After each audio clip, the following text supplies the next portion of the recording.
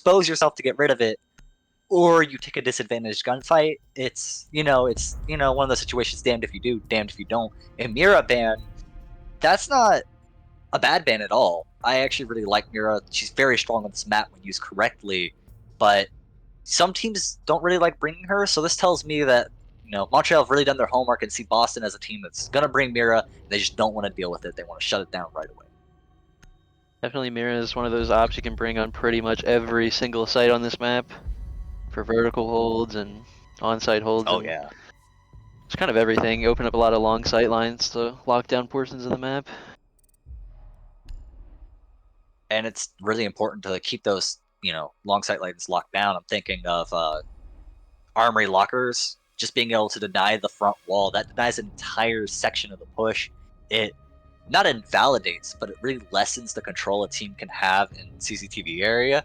And that's how most teams push. It can be really hard to go for that archives take. So basically having one operator placing one gadget and saying, hey, it's going to be a pain in the butt to take armory, do it, attack the other side, and then you go to the other side, you see a pyramid as well there, and it's like, oh, by the way, this side's also almost impossible to push. Just get over it. Definitely.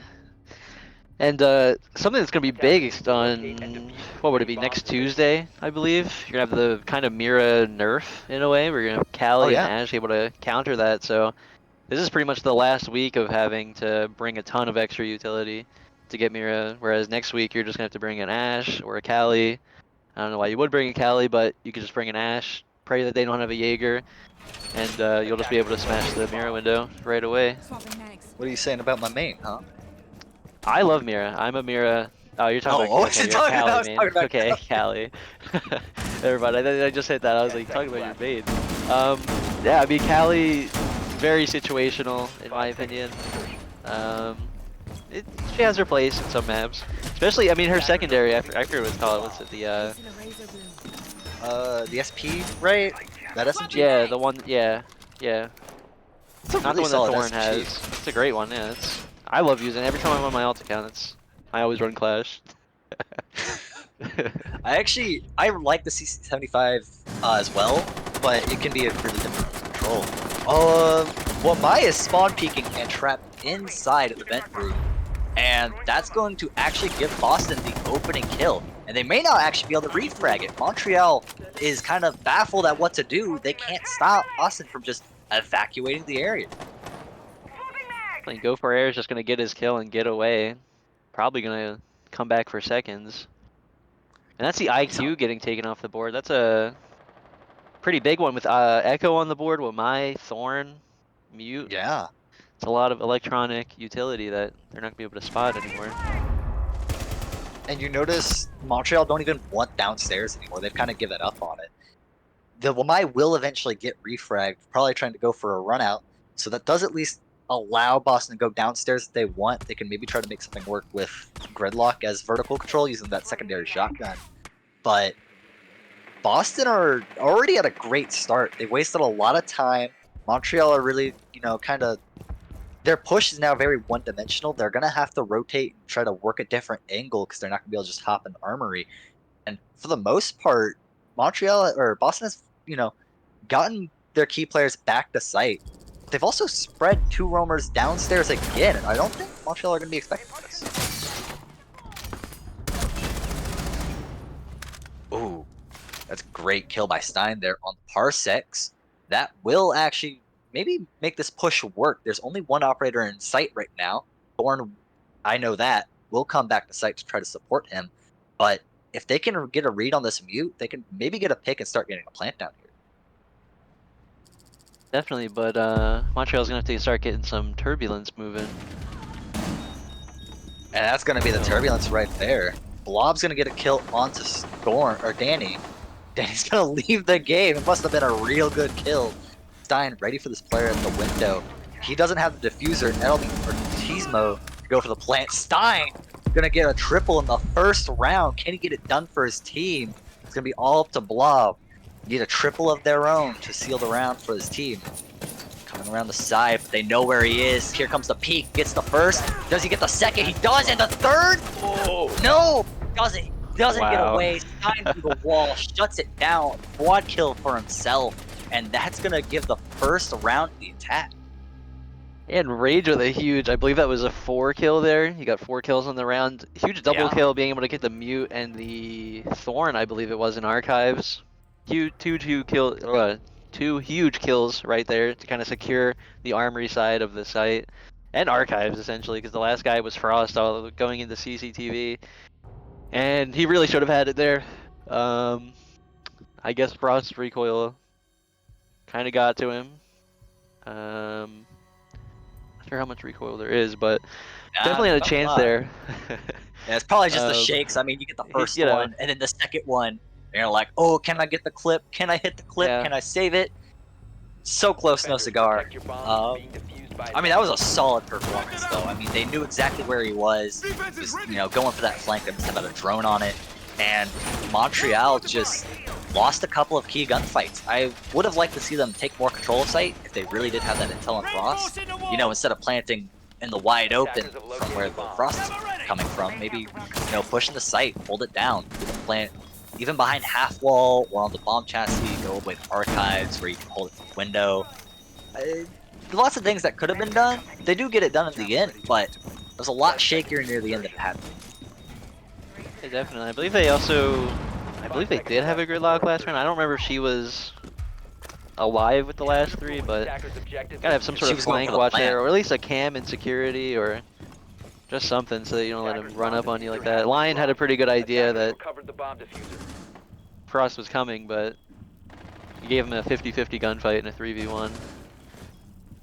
Well, Mai's gonna do it again. Go for air. Just, I don't know where from this time. It looks like actually from security. Gonna get the first kill. And that's gonna be the gridlock down. No more flank watch. Well, actually, I'm sorry. They also have a Nomad double flank watch, and it's a good thing they brought it too, because Boston are just running around the map doing whatever they want. And Montreal brought double flank watch, try to shut that down, get some map control and hold it. And Boston are still just running around the map, getting these kills, forcing them to, shut off some of these roamers, cut them off. But it's not happening so far. Instead, it's going to be another push through the main wall, it looks like, on CCTV. Or sorry, not CCTV, Armory. Changing mags. And Ace is already gonna get this wall off. I feel like they need to spread out their take a little bit more. Not essentially spread out, but you just only having control of CC really relies on you winning all of your gunfights going through Armory.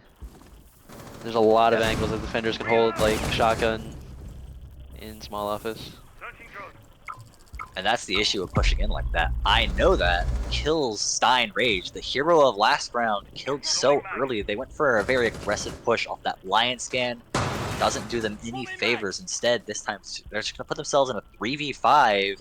And with not a lot of utility left to spare, I mean, this buck has hard breach charges that can maybe get through one wall, but right now you really need some way to push in and get this plant going, which is happening. Wow. Okay, so Parsix will get the kill. He'll shut down the plant just in time. TTV can't cover so many angles, and it looks like that they're just shut out here. Parsix with another blob to get the third, and that's gonna wrap it all up for that round for Boston. Yeah, and Montreal there almost were able to sneak in and get the plant down, but they didn't account for Mute having ears in office, and then whoever was covering, I believe that was it a Danny? I forget. Whoever was covering just let Doc get all the way over behind half wall.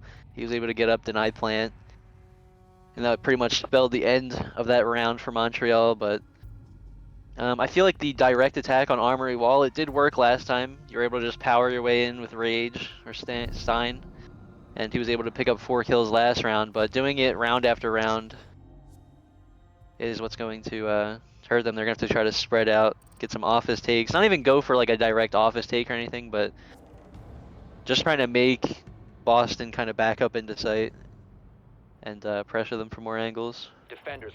Especially because you're playing an ace they can throw their charges on the wall. I mean, yes, there is a mute jammer on that wall, most likely. But this one EMP nade, and all of a sudden you're off to the races. That wall's open. That cuts off so much of sight. Just opening up that one wall inside of Archives. I mean, you can have a long angle all the way down. No one can rotate, and that will help Stein push in deep. If you really want to force that armory take, then sure, but you need help from another angle. You have to have someone who can either get Stein's refrag or make it to where it's harder to aggress on the Stein once he does take that out of control. Instead, Montreal are just going to force the same push time and time again until this time, they don't even have a hard breach. Attacker's objective is to defuse a bomb. I think Go for Air's gonna be going for his double door kind of spawn peek areas. It's already gonna be 5-on-4. I think Danny didn't get in on time or something along those lines, but Go for Air's going for a run out, and he's gonna pick up Two? opening double kill. As That's Boston's gonna wild. secure all of the opening kills for this game so far. Go for Air has also had all of them. Yeah, all three of them. And they're all the same way, getting pretty aggressive out the gate on that balcony. Or under the balcony. It's And I believe at least two It's of those times wild. have been on the same door. Which is just... I would just stop spawning there. I would I'm have good my with that gun in my side. face. That's Or yeah, or That's at least the just worst be part aware about of it. it. Once or twice is fine, you know, alright, they ran out. But letting it happen 3 times in a row is... becoming negligence. definitely.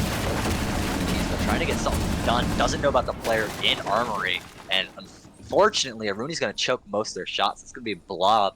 We do know what Blob can get done. The right gun in their hands. And it's going to be the MK14 this time around. They're going to just fall off. They see that they're getting pinched out by one way and another. So just back to sight. Play the 4v2. Play your crossfires. And that's exactly what they need to do. Unless Fuse can maybe open up some space here.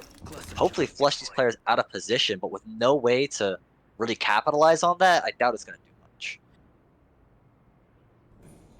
And what Montreal's gonna have to do here is just try to hope for at least 1 kill. Just hold your angles upstairs. You got plenty of time. No need to try to force anything.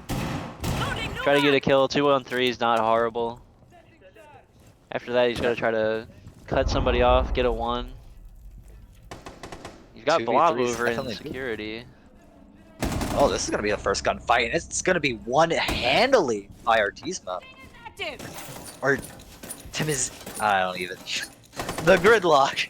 Artisma, sorry. Artemisia. Alright. So... Oh my god. Oh, I blinked and I Artemisia. missed, but Artemisia doesn't. 4 kills in the round. Can they go for the ace is the question. And I'm gonna say yes. No, And it'll be Epiphany. Epiphany to steal the final kill. Wild round, but Boston come out on top with another hero player. And Artemisia there with a 4K. Just like Stein did in the very first round. That's going to be 2 rounds now where Montreal had kind of just guys going off and securing victories for them. The first round wasn't really like unwinnable by any means. I believe it was like a 4-on-3 type of situation, 4-on-4. But that round right there was won by Artemisia, going in, getting his kills. He took his 1s. They gave him 3 1s and he won all of them. I guess he also kind of had a 2-on-1 upstairs, but Blob couldn't secure the kill. He just kind of let him get away. But not really on him. It was a 4-on-2. That definitely should have been won. Boston lost that by spreading out and just not coordinating with cross angles. It does Letting happen Artemisia like run that. through sight. It wasn't like they were trying to back each other up either. They had 2 players peeking the same angle, and our team, Artemisia, just peeked it perfectly. They took a very narrow angle against one player and then instantly swung back around to the other player. They were in position to refrag each other. Artemisia didn't let them refrag each other, just killed them. They said, no, you can't refrag if you're already dead. You're already dead. Get on campus. That's your job now. And Yeah. I respect it, because that takes a lot of confidence to just swing 2 people at once. And that's exactly what's winning Montreal these rounds. They're in the lead, and I have never at one point in this game said, oh yeah, Montreal got this in the back. They're, they're running away with it. Except maybe that first round where they got into 1v3, but that quickly was evened up. Go For air, just going for it again. Just He running gets a around kill the off map. of this.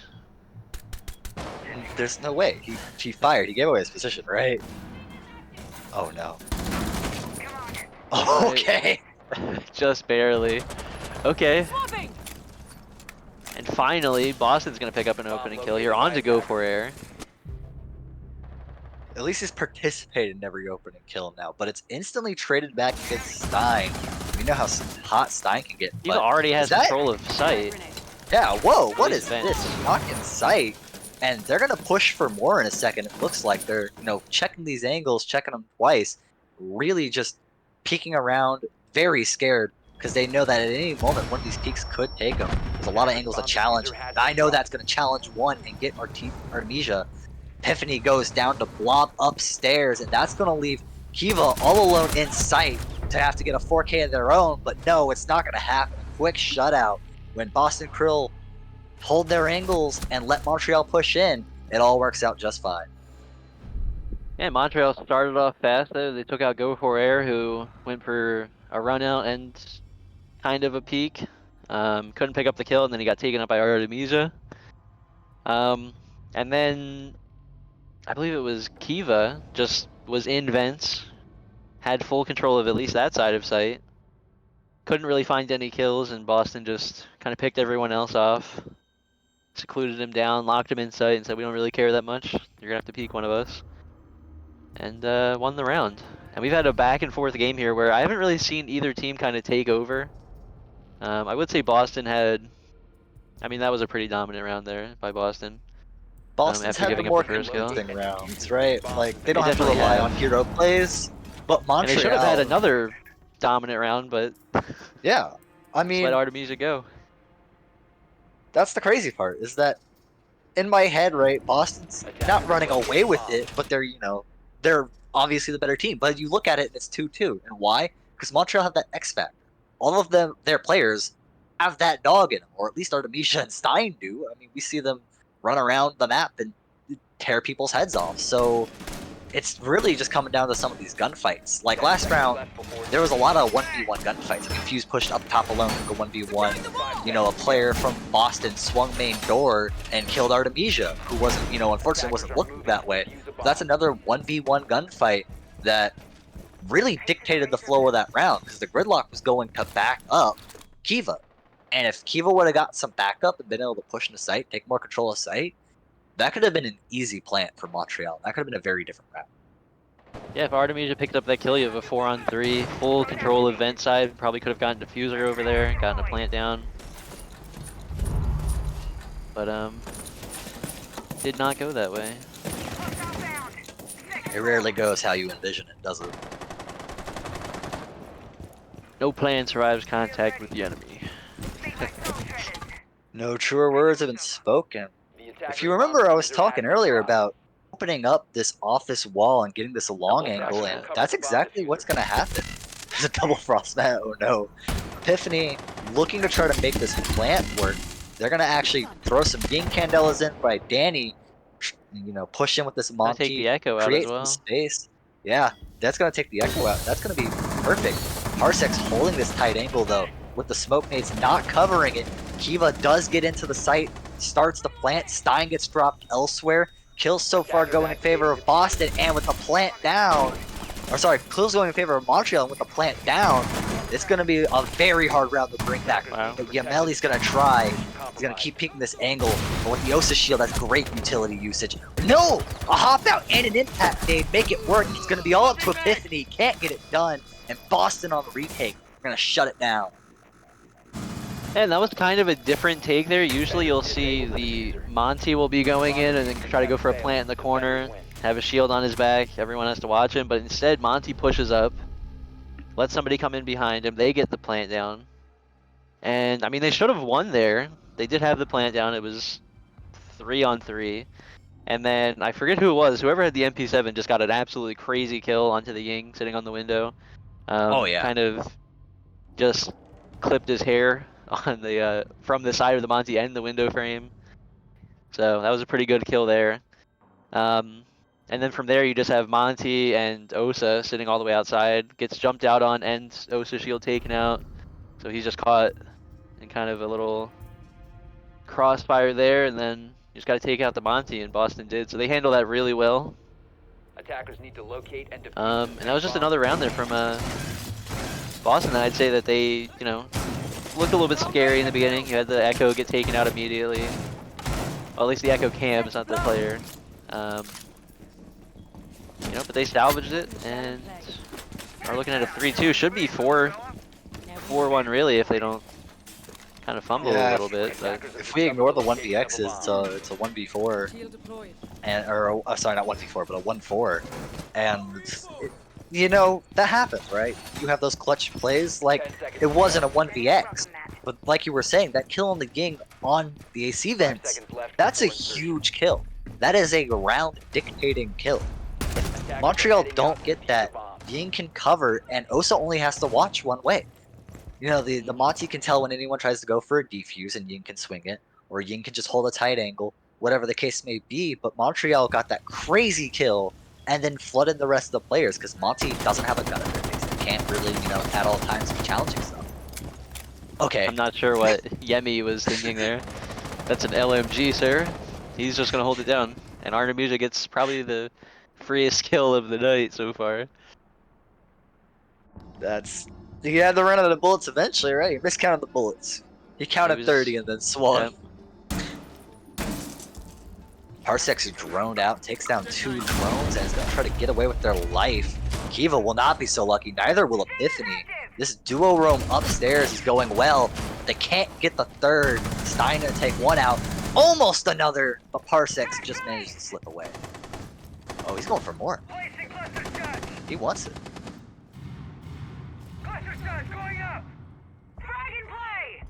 Yeah, we just had trades going back and forth right there, 3-on-3. Honestly, I thought Boston was going to try to take over the round there for a second, but Stein going in, getting important kills. They do manage to shut down that roamer, though. That's going to be huge, because now that's up top control entirely. And with the fuse, up top control is super important. Unless the fuse gets taken down, no, Artemisia will take down Go for air before there's even a chance to confirm that kill. And now it's all up to I know that. 1v3. Stein on the ground, though. Great kill. Stein gets picked back up. Now a 1v2 once again. We're going to try to drop this hatch, try to refrag each other and take down. I know that he's going to play further back and try to play for this plant now, but he has 1 minute to hold off Montreal. Stein now in the site, but they don't have the diffuser. That's going to be the job of Danny, who's going to rotate around, try to get that. Meanwhile, I know that might be able to single out this 1v1 against Stein. Very low HP, but no. The Jackal still on the board is huge. Oh yeah, they can scan his footprints, but they're going to have to push in the site to do that. Plant's going down by Danny. Stein to cover. Low HP once again. This might be an easy gunfight for I know that, but he doesn't take it. He lets the plant go down and is now playing for the post plant. He's going to peek this corner, instantly get taken out. That's going to be another round win for the attack. Montreal will tie it up at the half. Yeah, and that round right there started off kind of hard. Well, they did get the opening kill. Artemisia gets the opening kill, makes it 4-on-5, and then Blob upstairs gets a double kill, 4-on-3. And I thought Boston was just going to kind of run away with it from there, but Stein was able to pick up some kills. I believe it was Danny got a kill as well. And they were able to secure upstairs. And then I thought I know that kind of swung the round back a little bit. Had a chance, but he only knocked the fuse, or Stein. So this game has overtime written all over it, though, I will say. With Boston going into their attacking side. As I said in the beginning. Yeah. Whose map pick is this? This is Montreal's map pick, correct? Yeah, yep. Montreal, and then the next map is Boston's on Oregon, I believe. Yeah, on Oregon. We were talking about it pre-game, and we talked about it a little bit in the middle, but Montreal actually, you said they picked Border, or they went to Border last time they played. Montreal wanted to play Border, and they got it in the map ban phase, and they actually won it 7-5. So this is kind of a run back of that. These teams did not play that one it was what, 2 weeks, right, since our last play day? It was the very last. Yeah, So, should be about 2 yeah. weeks ago. So this matchup is still fresh in my mind. This is still a matchup. Like this is almost a salty run back, right? Like we're seeing this as our opening game, and it's staying close. These two teams have not seen overtime. It's always been 7-5, 5-7, whatever the case may be. This though is looking to be a close series. Even if we don't see OT, I expect to see at least 12 rounds, and I expect to see that 3. Most definitely. And both these teams are pretty evenly matched. I will say Montreal going more on hero plays, but um, they also have had some strats in there. They had the rush plant in archives. They had the kind of rush take, I guess, of vents. Didn't really work out for them, but they did get into vents very quickly into the round. I was like, is this actually an attacker in sight already? Kind of caught me off guard there. Yeah. So, I mean, they've had some well put together rounds, and so did Boston with recovering and being able to get the kills they needed to get. They have a defuse round win on their under their belt now. Montreal has a plant win down under their belt as well. So both teams playing objective. Yes, that. I think it's just gonna come down to if Boston Attackers or need not to locate Montreal, like how and defuse Montreal's bombs if defense they can. looks. This is kind of an attacker-sided map now. Everyone knows how to. The main takes. You got the rush plant for archives or bathroom. You got the office take. Attackers You have got main located a wall bomb. take. You got a security hold. Everyone knows this map now, so if Boston can just have a well put together attack, they should be fine. Yeah, I do expect this to go to round 12 because Boston, unless they 10 just seconds left before don't know insertion. how to attack, I very much expect them to know how to attack. Turn Five Like, seconds remaining. you're supposed to get a few rounds on border. It's, like I was saying earlier, like no matter how like the percentage is, 60 or whatever, it's still you're averaging like a 3-3 half. So Boston, as long as they keep their head in the game, they do their attacks right, they should be able to bring it to OT at least. Now, defender sided on border, sure. And so Montreal are putting themselves in a position to win, especially with their clutch factor and being on defense. I would say it's much easier to clutch on defense than it is attack. So Montreal have put themselves in a great position, but they can't rely on clutches, and they need more of their team to step up. I mean, you can just look at the kill split right now. I mean, Stein at 6, Artemisia at 9, and then the rest of the team at 1s and 2s. Wow. Yeah. Yeah, that's actually, I didn't realize that until you brought it up. I mean, if you look at Boston, though, it's pretty much the same way. You got Blob at 11, and then you've got, I know that at 3, Go For at 4, and I'm pretty sure all 4 of those are opening kill related. Yeah, he got Then- 4 kills running out Yeah. and hasn't done anything else. That's Yeah, because you got the 2 opening kills, and then he had the double kill the other round, and that was Yeah. pretty much it. That's all of his kills. This is gonna be a quick round. Artemisia gets dropped from Go For Air, already pushed up with an Osa shield, and they're not gonna Another slow opening their kill roll from him. anytime soon. Stein's gonna push up and get aggressive on the half wall. He's peeking the wrong angle, but no, actually, there's a player on the rappel that he just can't manage to hit. He's gonna get dropped by Go For Air as well. Another double kill to open it up, and that actually gives them sight control.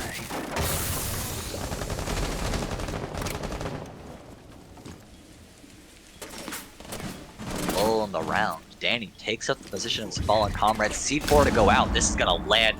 Go For Air does get dropped, not down, but it's gonna be a quick cleanup. Does he know the other player on the wall though? No. He now knows if I know that position.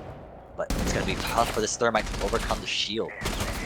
His teammates are dropping elsewhere. No, actually, Blob getting aggressive, pushing through the metal detectors and getting both of them. Great play from the entire team to get that done, but a very fast and aggressive round to start us off.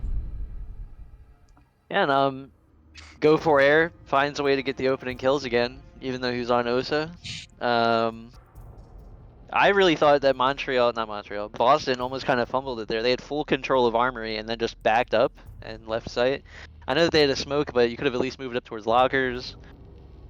Try to contest it. You had some soft breach you could have gotten open in the office wall, but they were able to get through. Blob just came up metal stairs and was able to pick up the rest of the kills. But that was a good take by them. I mean, it was Armory side. He just went in, let go for air, do his thing. At the very beginning of rounds, he just gets a accuracy bonus or Defenders, something. protect your bombs from being defused by attackers. So he did his thing, and then he got nitroed by Wall the secured. warden, I believe it was. Great utility usage. Danny. Yeah, so it's a good round by them. Now we're just gonna have to see how Montreal is gonna respond. Man, we've been messing up Boston Krill and Montreal like so commonly. I have an excuse, okay?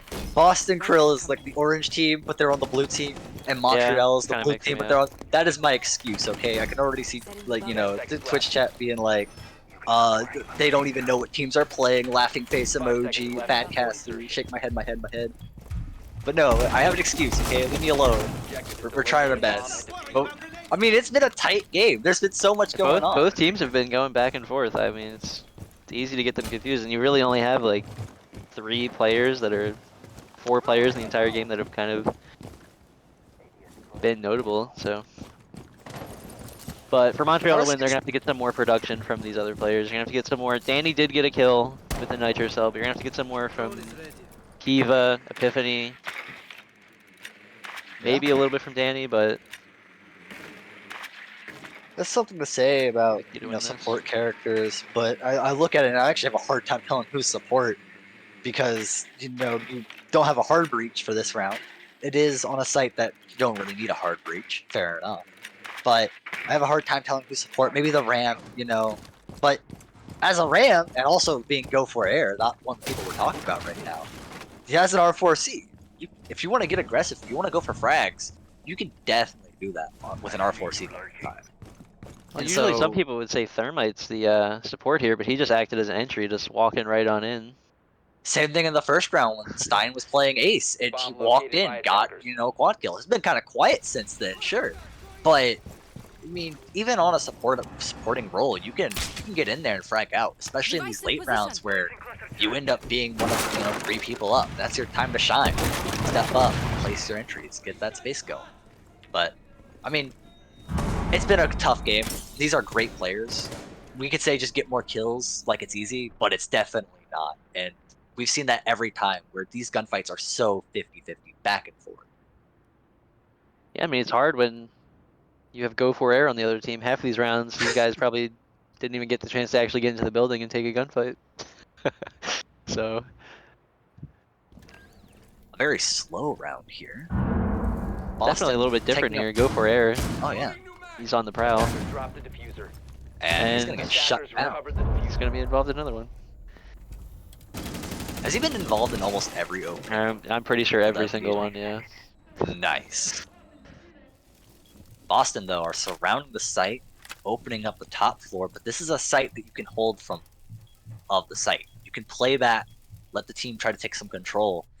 Montreal don't have a lot of angles open for this archives area, though, so if they can get a plant down in, Tellers, if they can get a plant down inside of Tellers, it's going to be very hard to retake. And with an opening kill and the plant going down, that's going to be exactly what you want. Can Montreal respond in Attackers are time? activated. No! How exactly- Tishma with a one. With another! It's all up to Yamei.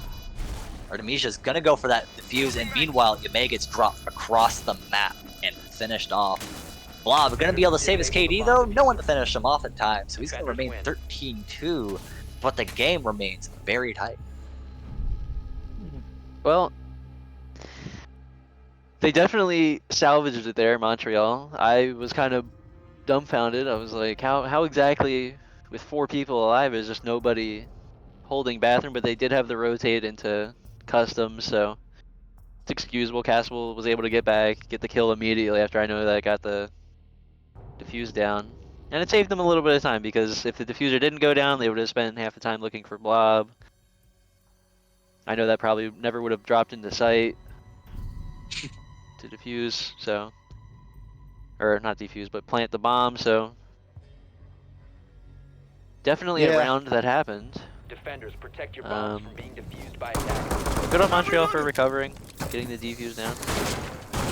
It was unfortunate because I know that walked away when the castle ran at the site. He either didn't hear him or he was like, I gotta get the safety, I gotta hop out, hold the plant from outside.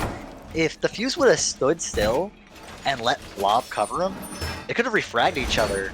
I mean, no matter how good you are, that castle wasn't going to peek both ways. Danny, you know, good player, but peeking two very solid players and, you know, Blob, and I know that at the same time, that's going to be a rough objective for anyone. So, and if that's the case, if the sledge remains upstairs and alive, that's a round win very easily for Boston. Attackers are moving. Unfortunately, it doesn't happen. Gets both kills, turns that round in their favor. Or was it Artemisia on Yeah, it was Castle? It was Artemisia, yeah. Artemisia. Oh. Yeah. Danny got a couple kills that one, so I was getting He confused. did, yeah, he got the opening kill on to go for air, which is huge Ah, yeah. because you shut down the guy who kind of sets the tone for Boston. Yeah, I mean, he's one way or another. And the crazy thing is that it doesn't actually matter if he gets the opening kill or not, because we've seen a lot of rounds where he gets the opening kill and they still lose, and we see a lot of rounds where he gets the opening death and they still win. It's kind of crazy. It almost has no impact over the game. That's obviously not true.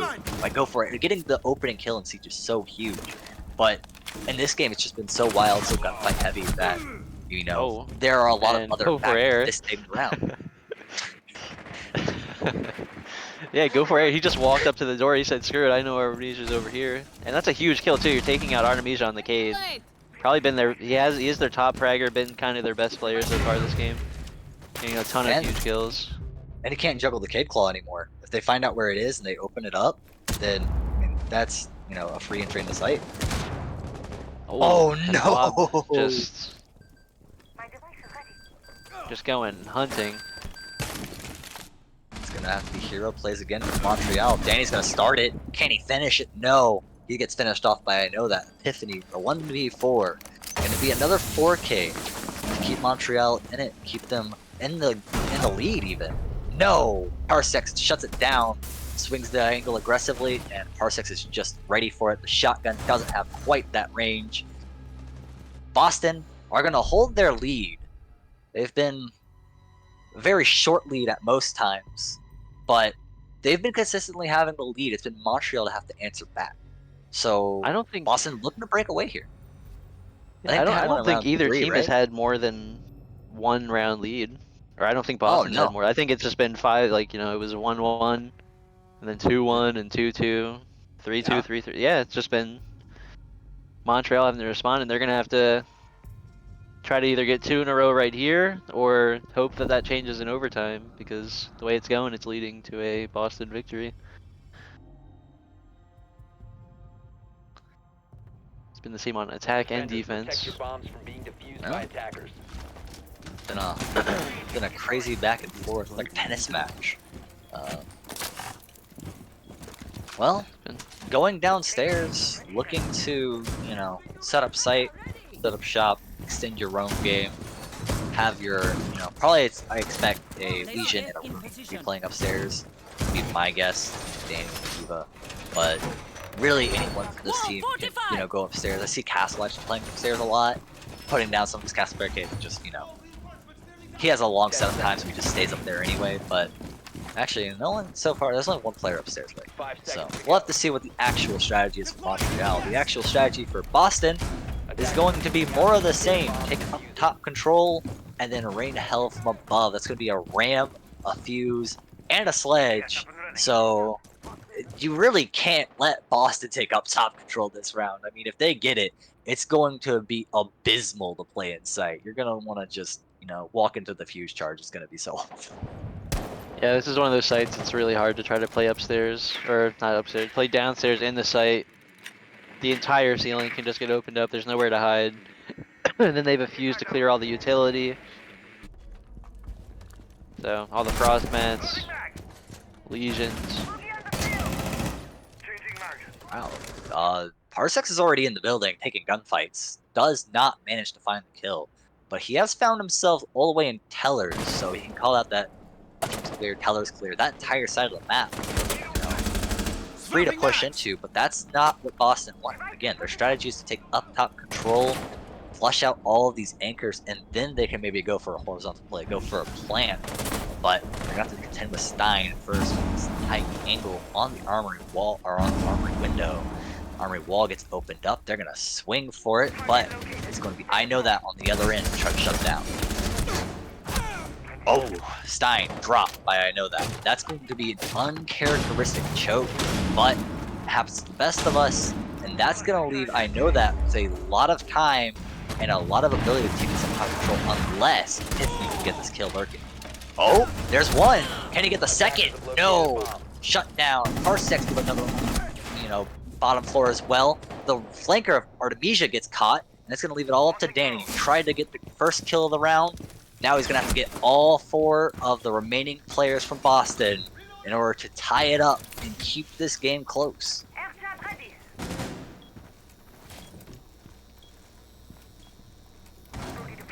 They don't really know he's even in here.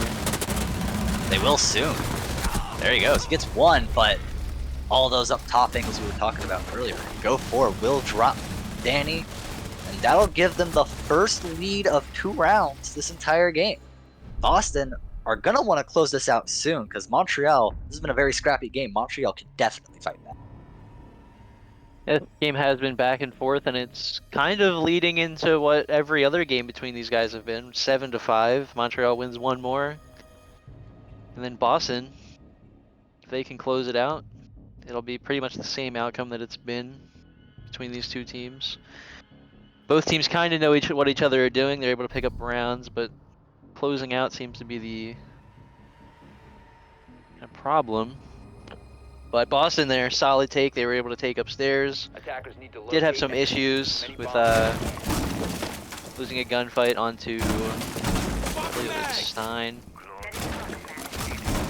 But Yeah, they Stein. were able to take the control and go for air. Finally, was able to be a part of a late round of the gunfight. Closed the round off rather than opened it. That was new. Who said But you going can't with teach an no open dog concept, most definitely, as going with an open concept setup here, 10 seconds left before opening up all of custom walls. They will have the castle, so I imagine they're going to be kind of doing a customs extension. Yeah, Or this not is what I was customs, talking about. workshop, my bad. Well, and they- customs, I guess, yeah. To close it off. Oh, I thought they were opening tellers, and I was super happy because this is what I was talking about a couple of rounds ago when they played tellers the first time. Remember, I was like, "Yo, hey, you usually play this from off site, usually extend out far back." Some teams actually open up teller's wall and extend all the way back. Let's go, Kiva, getting the first And kill of the round on his teammate. He doubles his kill count by killing his teammate. You know what? It happens. That's rough. That's going to be Epiphany gone. That's going to be Legion. Crucial gadget because it regenerates over time. At least it's been really strong recently. Able to provide a lot of intel when people step on those traps. Swing a lot of gunfights in your favor. It's a really good gadget to have late round, and now they're not going to have it. An unfortunate misstep for Montreal and a big one on that point. go for air just in sight here. Just running on in with ram. Just ramming into the site. But it's gonna get taken out. Oh, that was a quick round. Oh. That one. Okay, well that's order, everyone. That's one way to wrap it up. Boston, wanted to put an exclamation point on the end of that. We weren't ready, and Montreal certainly weren't. That's going to be a swift close to map 1. Any thoughts going into map 2 and about map 1 in general? Well, if you take a look at that scoreboard here, you just have the top players from... I think I'll just let this play out. Okay. The top players from Boston there, they just kind of showed up. Actually, Blob was on... I'm getting the Blob was on teams mixed Boston, up yeah. there. Okay, yeah. So the top fraggers from Boston just went off. He had 18 kills. That's wild. Go for air just kind of ran into sight there, got a double kill. Was assisted by the fact that Kiva took out his teammate Epiphany on the Legion. Not sure really how that happened. He probably was just making a rotate or something, trying to make head holes and got taken out. But that's just kind of a mistake you can't really have happen there in match point. If it happens round 1, round 2, all right, we'll get past it. But he's definitely probably hearing some words in the party. even though I wouldn't exactly put it on him, Montreal did just Yeah. kind of, well, not really. My Boston kind of just ran into sight, but It still a definitely- mistake that affected the round in a little bit. It definitely wasn't over there, but Boston made sure to capitalize on that mistake very well. Whether it would have mattered or not, Boston were already in the lead by 2. You know, they were, you know, starting to get their, you know, tempo, starting to run away with it. But if they can keep that tempo going into the map 2 of Oregon, that's a completely different matter. We're going to throw it to a break and see exactly how Montreal battle back going into the next one.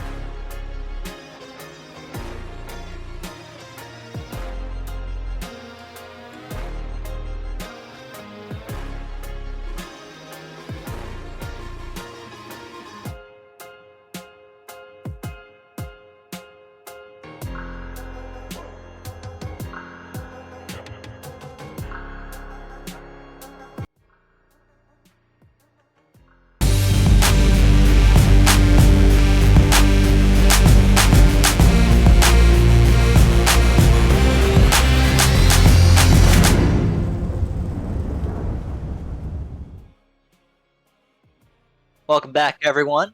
We didn't go anywhere. We're coming right back at you with map 2. Boston Krill took map 1 in not dominant fashion, but a 7-4 with a very solid 3 rounds in a row to close it out. Certainly leaves a statement. The momentum behind them, the Krill are swarming.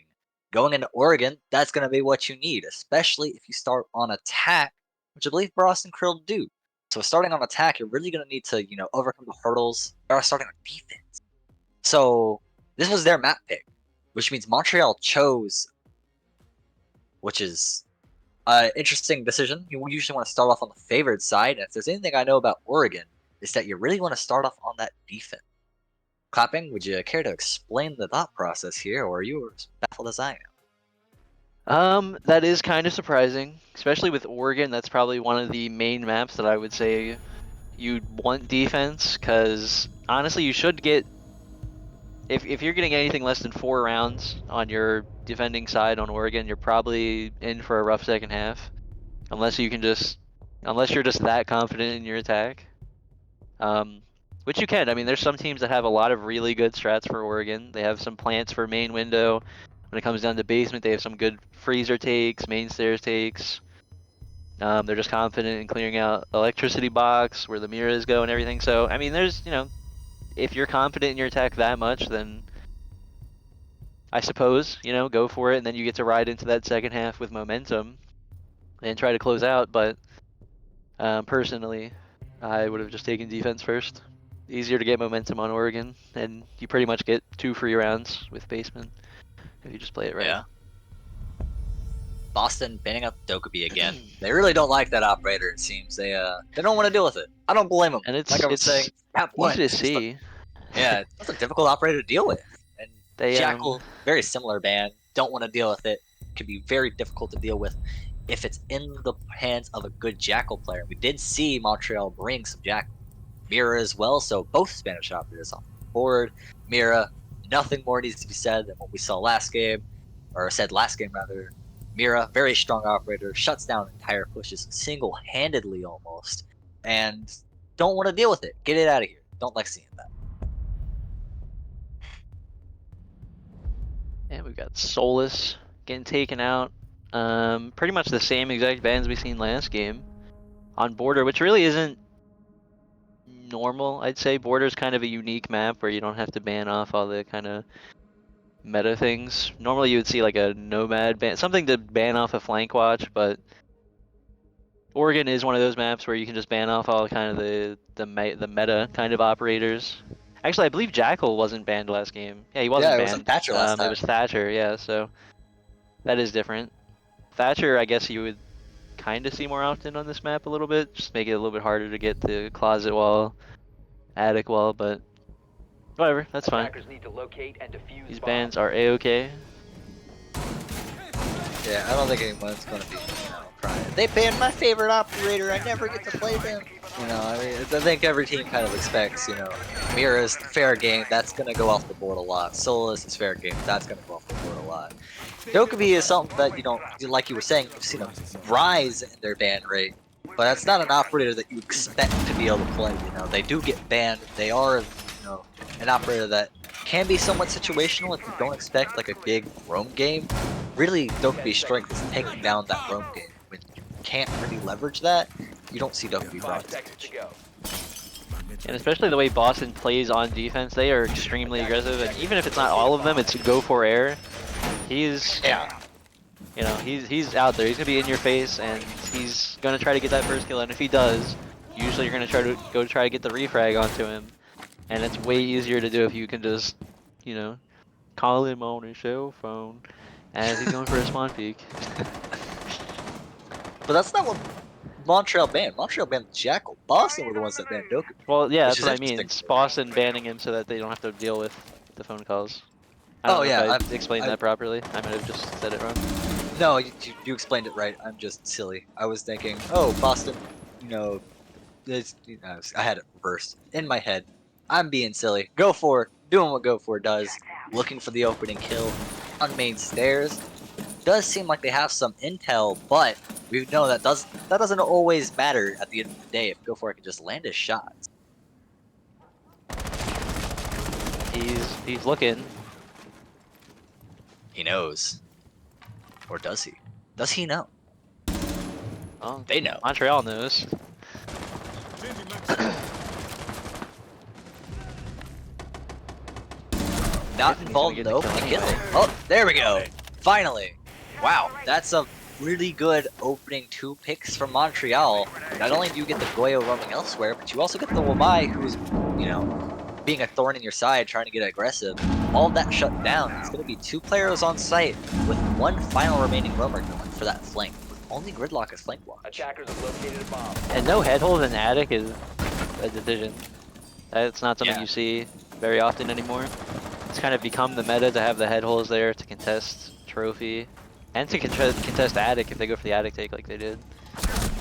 Yeah, this is exactly why you do it. Full control of Attic Swamp, but it doesn't matter. Parsecs to get 2, and he's looking for a 3rd, but no, Danny Slam will answer back with his own double kill and put the round in the favor of Montreal once more. They start off on the right foot. No hero plays, just a very solid execute after shutting down the roam game and shutting down the players on site with crossfires. Yeah, definitely. And I mean that was you kind of had an example of why people like defense on Oregon towards the end there. They got it down to a 2v2 after losing the opening 3 kills. If they only lose 1 person in the beginning, let's just say Goyo stays alive and Go for Air gets taken out Attackers need on to Wamai, locate and defuse as many bombs I mean, I'm as not they saying can. any that could still went the same way, but Montreal could have just gotten aggressive and lost a few kills there. But you know, that's why this map is so amazing, because you can kind of hold upstairs down with just 2 people. Have 1 guy in kids, 1 guy bunks. Not much you can do on the attacking team. Like, you need to take gunfights with guys, and you got to win them. So. Yeah, and we were talking about Boston not opening up attic wall. It doesn't look like they're going to do that again. They're going to keep it closed off despite having that attic push. That being said, Montreal did a really good job pushing from both bedroom and attic, have their 2 points of contact, and they came in and just kind of clapped Boston, right? So I can appreciate Montreal's just very good siege, but it doesn't matter how much good siege you're playing in the mid round when Go for Air will spawn kill your hard breacher right off the gate. My man's just wants it more. That is a huge kill for, especially upstairs. There's 2 walls that you need. Well, you don't really need to get them open, but attic wall and closet wall are pretty huge for getting any sort of objective round win. Oh. And that nitro cell could have had somebody's name written on it. Yeah, Artemisia just narrowly dodging that, and they had diffuser too. I doubt it would have mattered at the end of the day, but that would have been a lot of wasted utility on Gridlock. Someone would have gone out of their way to pick up that diffuser again, and your whole take is just kind of, you know, tossed around willy-nilly, and we're seeing exactly the consequences of that ace going down early. Nomad has full control of tower. There's no denial. There's a Cade ready to trick it, but they don't really have a way to push in. Hopefully these Maverick holes and this Maverick crouch hole are going to be able to help them take this control, but they still need to establish this other push coming in from Trophy. Like Go for Air might be trying to go for a flank down. They also have a Vigil downstairs going for the flank. They will hit a Nomad. Something I will say about having no attic head holes is that if Montreal just decides they don't want to go for Trophy Master anymore and they just go for a big kind of attic take here, it's going to be really hard to counter it, because the only thing you have to watch is the drop down. And if Montreal just wins their gunfights, like they have right there. Yeah, it can be a big if, but we know both of these teams are explosive. And this is going to be a big challenge. Can they secure the ability to drop down? Do they know if this Frost map is here? That is my big question. Because Yeah, they have to look out for this Frost map. drop off. If they drop off and don't check the Frost map, oh, great play by Epiphany to jump off the other end. Gets the utility and pushes in aggressive. Parsecs down, and that's swamp control established. Looks like I know that has gotten a kill over on the other side, and he's now going to push in, see what he can do about this swamp player. He's not going to be able to get the kill. Instead, Epiphany with another, and Still on the ground is Artemisia, but it doesn't matter. Danny will get another, and he's going to be the one to step up for Montreal this game. And Montreal right now kind of showing why they wanted to attack first, I guess. They got the opening kill last round, didn't get the opening kill this round. No ace, and they still pull out a victory. Bad just by Boston. getting open attic wall. That was the only wall they got open. They just pushed in through white stairs. Master bedroom got the kills they needed and powered through. Boston, no. Don't do it. Boston, please. Oh, Boston, they're no. running it back. Yep, running it back. I believe this is the same exact lineup, kind of. I think they just don't have a Frost. Defenders, protect The your only bombs difference. from being Would they defused change by the Frost attackers. out for? Because they did have the Vigil last round. They One. changed the Frost out for a Thor. I believe They it's just a changed one different trap. player on it. Yeah, Blob moved from Frost to Legion, and then Parsecs is on Thorn. Blob was going off on Frost, you know, that first game. So if you don't want to bring a Frost, I guess, but let Blob go crazy. Blob been going crazy. Let him go crazy. But I understand the need to swap something up, you know, do something different, because right now you're just having, you know, 10 seconds getting left. destroyed. I mean, Yeah, Montreal going 3 they can be times back to behind. back is 5 seconds Yeah. to go. Going back to this site and not making that substantial changes is what Attackers matters. are moving out There's to no locate head holes a in bomb attic and still. defuse it. You're running basically the same lineup. You have a deployable shield in attic for some reason. Well, I'll keep an open mind. They know something I don't. They always do. They always surprise me with that the shield strats usually they're bringing. goes there if you're playing with head holes, but you're not, so. Yeah, it's really strange defenses, and they keep running back these strange defenses instead of, you know, taking what I would say is the more favored side downstairs. That's the site that I would go to if I just needed to win a round, you know. Need to start bringing it back. I'd go downstairs, but Boston are Yeah. very confident in top defense, and Montreal are very confident in this upstairs attack, and it's been a catastrophic failure on Boston's part to try and hold Montreal. I mean, you eventually are going to have to win this side if you plan on winning this game. You can't just go Oregon and not be able to win upstairs, but eventually you just want to go basement just to be like, hey, you know, we can win around. Just to get some confidence going. And if they lose this round, that could be really bad for their prospects. Trying to close the game out here. Epiphany down early, that's going to be through the Maverick hole. Yameli's just going to back off, not want to challenge it anymore. Damage has been done, they know that. They would like a kill, but they have to be realistic. They know they're not getting it. It's a good start from Boston to be able to get the first down and put some pressure on this attic take that hasn't really had a lot of pressure. They've been able to contest attic basically for free, and that's putting a stop to it now. And I know that is putting a stop to this free pressure they're getting everywhere else by roaming and doing a very solid job of getting these flanks off.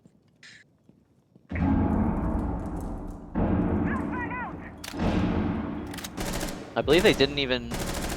They only brought one hard rager. They didn't even bring the ace this time. They said, screw it, we don't need it. Obviously, Brought an Ash instead. And Stein, you know, can go for those kills. He can be an entry fragger. It's, you know, crazy to have your hard breach and then flip them around and play dedicated entry, but you have players on this team that are so good like that. You can just do that, but Stein gets shut down. I know that with a triple kill, holding site alone. Parsec's nowhere to be seen for now. And I know that is doing a great job of holding it off. As a player in an attic at very low HP, but does I know that? Know that. They have to. It's in the name, right? But no. The Thorn will come to back up. And I know that will tuck themselves away in a corner trying to play for a refrag here. And that's exactly what they need to do. Play this 2v2 together. And make sure that Montreal doesn't get a free pick. 15 seconds left. There it is. Parsecs, get the ace. I believe in you. 10 seconds remaining. Doesn't seem to know where his location is, and it's gonna be an ace. I know that the Vigil will take down every single member of Montreal. That's gonna be the one way to win that side, I guess. Just as we saw in the first game, Montreal's hero plays coming up clutch. It's gonna be Boston this time to rely on an ace clutch from the Vigil. And Montreal right there came very close to having it 3-1. They had it all the way down to a 4-on-2 after losing the opening kill, but I think that round really comes down to the fact that Montreal kind of got a little bit. They only brought one hard breach, which I get last round you had to do it with only one hard breach, and you did successfully do it. But having that be your plan is kind of where I would Attackers need say to is an locate issue. and defuse When you have a bomb. man advantage, the one thing that kind of helps with that site is it's still easy to hold it. Not easy, I would say, but it's still doable to hold that site down with lower man count than the other team. But you just have to make it hard by making them have to switch between the areas they're looking. You know, get open the closet wall. You already got attic wall, like that wall's going down if you have attic. And then closet wall, like just open up a few more angles that they have to look for because it's a 4-on-2. And I know that got all of his kills looking through the attic rotate. And Yeah. I believe that was pretty much 10 it. seconds Just all of his left kills were before from attic, so.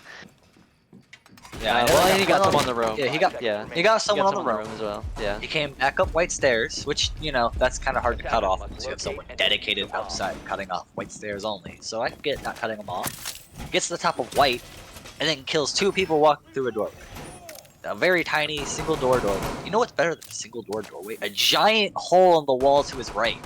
That would have fixed all your problems. Just make a big old hole in the wall. You can do that. And then you would have made it to where he needs to either look right or look ahead of him. He needs to be concerned about a few other things, but instead What? Blitz is just in sight.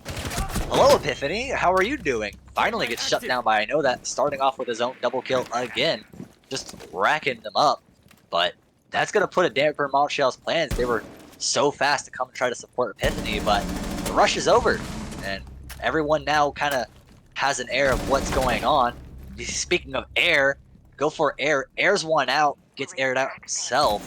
Kiva manages to make sure that this round doesn't slip away quite yet.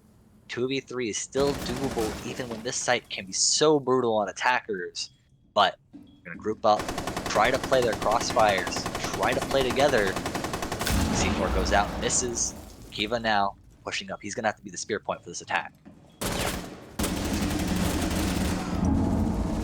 Gets that kill. Blob. That's going to shut down this push pretty well. And Artemisia doesn't know about I know that on the flank until now he does, but it's a little bit too late. A triple kill for the Vigil, and we've seen 8 kills, 0 deaths by I know that. He's seeming omnipotent right now. That's a word. All powerful. And Thanks. now we're seeing Boston kind of doing what they should have done to begin with. Winning on defense. Montreal did have really good attack rounds in the beginning. I'm not taking it away from them. Did it without a hard breacher one round, did it with a hard breacher the next round. Boston, now they're going to go meeting hall kitchen. I think this is really where you kind of, it gets decided on if you're going to win Oregon or not. If you can win outside of upstairs and basement. Attackers need to locate and defuse Yeah, bomb. If you can win on your tertiary tertiary sites, which Yeah. they still can be good if you know how to play them. But, you know, they're more Bomb located by friendly for the attackers. attackers. There's a lot more options for you to do. You can go for a heavy small tower take, heavy big tower take. You can go for a heavy vertical take. You can go for a direct take through lobby. There's just a lot more things you need to worry about as a defense. And you know, if it works out, And you don't gotta choose just one. I mean, you could do multiple. Yeah. yeah, you can get a split push going. You can attack from lobby while someone open up tower, and you really got something cooking then. Or you can, you know, put some pressure on kitchen, cut off those angles, open up this wall, or you know, just get some Attackers are angles heading out into to the defuse deep the kitchen. And it's really hard to play a meeting once you open up small tower, big tower. So you open up big tower, you open up kitchen. All of a sudden, the site's not safe to play anymore. You get a plant down fairly easy if you do that. So as long as Montreal come in with a plan, they should be able to get it done. But their plan is no hard breach. This time they are forgoing even a Maverick and are only bringing Fuse's can openers to ingress into site.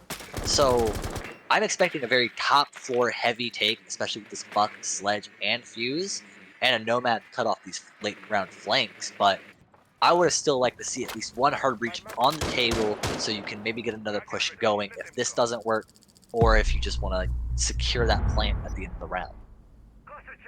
Yeah, I'd assume they're probably just gonna go for a kitchen hatch plant and just get all the vertical open around it and throw some flashbangs from Epiphany down into sight.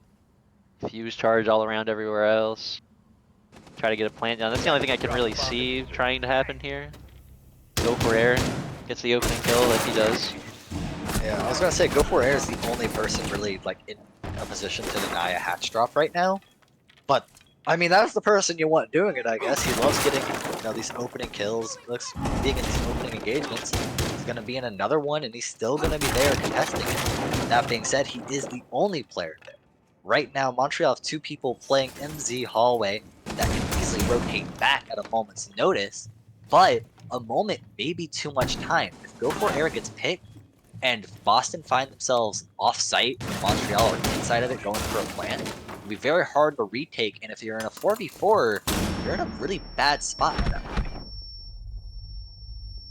And I believe small, like, the kitchen door is castle barricaded, so you wouldn't even really be able to do a flank from Oh, you're right. Z, but it looks like it won't even matter, at least yet. Yeah, Yameli's gonna get that pick. 50 seconds left in the round. Boston right now in dominant position. They have let a player on the site, and they do lose their first player. That's gonna be Kiva, the sledge. The L8 is a massive gun, it can do a lot of damage very quickly, but if they just get flanked like that, no, shut down just in time. Tiffany will get that kill, and now have to hold off alone while on site against these 2 players. Players above to cover diffuser, but not positioned to support their teammate yet. Blob on the flank, but it is a Nomad. There is an air jab. Blob's gonna try to swing this corner, get the pick onto the 1 health Nomad, does get that. There's no air jab on the door. It's all up to the 1 health buck above. Blob knows this. They know where that player is playing. They're gonna go for a defuse. Flashbang goes out. Blob hops off. Full white, but he only has 3 seconds to get this kill, or he's just gonna have to stick the defuse, and he can't do it. Danny will slam him from the top rope, get it done even on that 1 HP.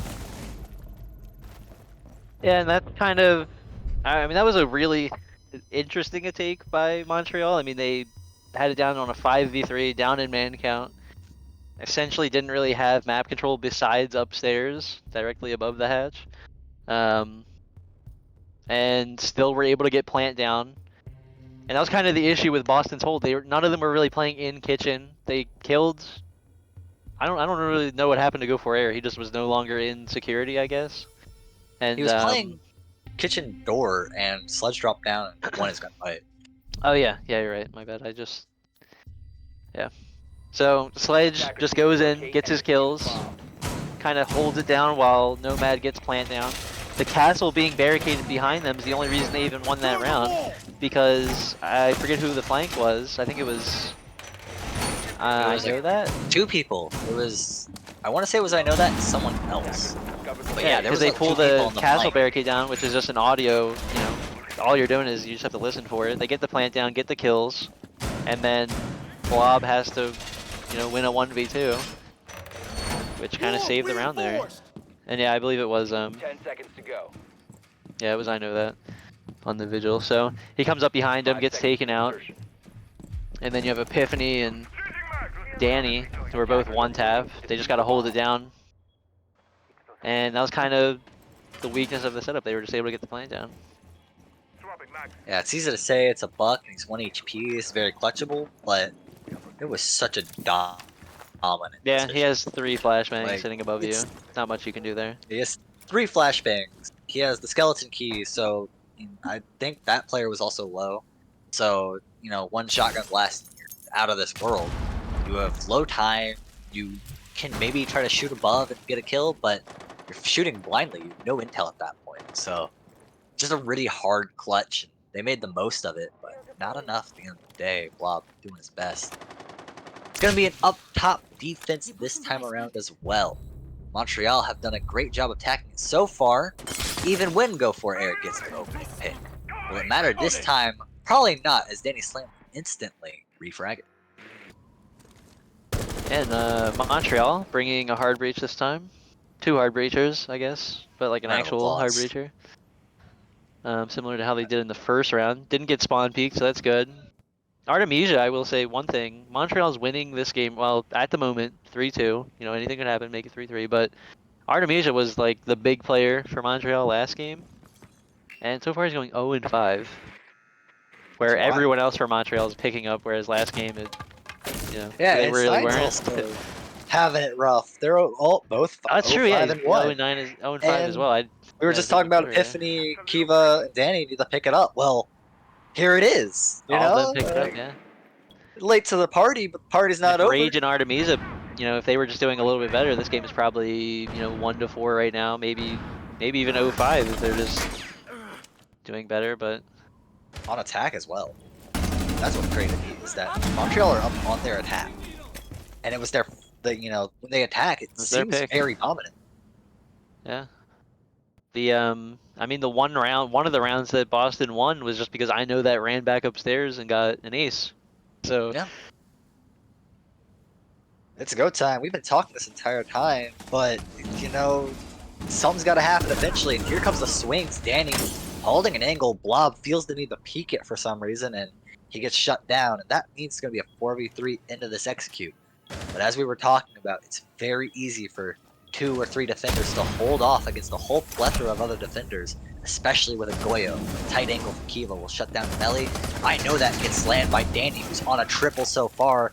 He goes down, but it's a 1v3. Can Parsecs get them all? He gets 2 so far. Kiva to cover Epiphany on the plant. Plant goes down. 1v2. Danny's still bleeding out and unretrievable at this point. Both players playing in the bottom of attic. They're going to try to back up, play off each other, play off audio.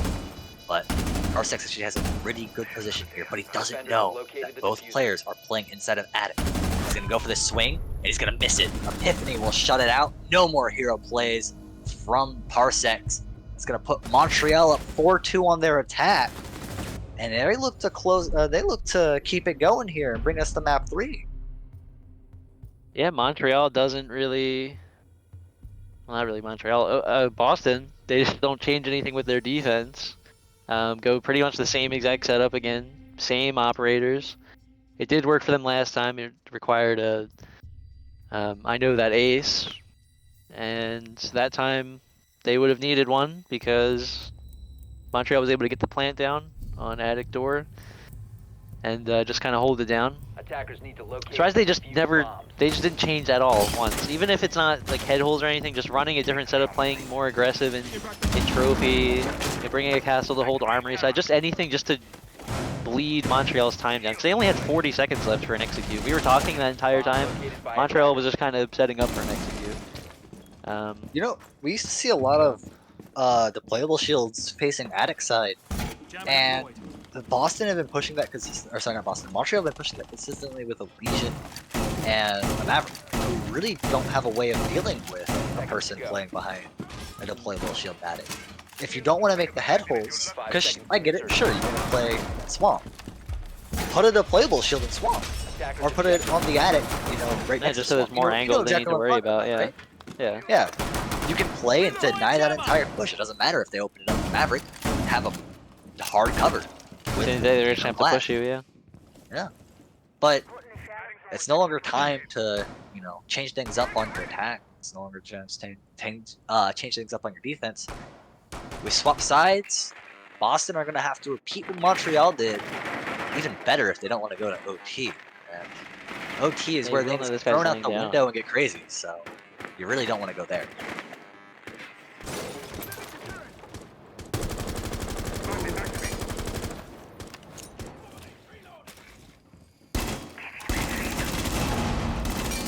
Something I will note about Boston this time, the roles are like pretty much completely flipped here. You have I know that with 10 kills, Go for Air with 4. They're just not getting a lot of production from their bottom players, basically. That's what I'm trying to point out. And then you have Montreal, who, I mean, other than Artemisia and Rage, they're pretty much getting production from what their bottom players were. There's no shot. Pokeball outside the main door. Halfway through the round, Kiva will pick up actually another. Danny Slam will pay for it, though. I know that will try to get a trade elsewhere. Go for Air, trying to get involved in this fight. Can't manage to get it done against the player. This is exactly why you open up those head holes. It is just awful to play inside that bedroom. I know that has actually flanked away from the bedroom and is now trying to make something work from the bottom of the main stairs, but he's now the last player on his team in a 1v3. Can he make it work? There goes one. Down to 1v2. This is very doable, but he has no intel. An opponent outdoors. That's going to give him all the intel he needs. He knows that he can single out this 1v1 just as the find.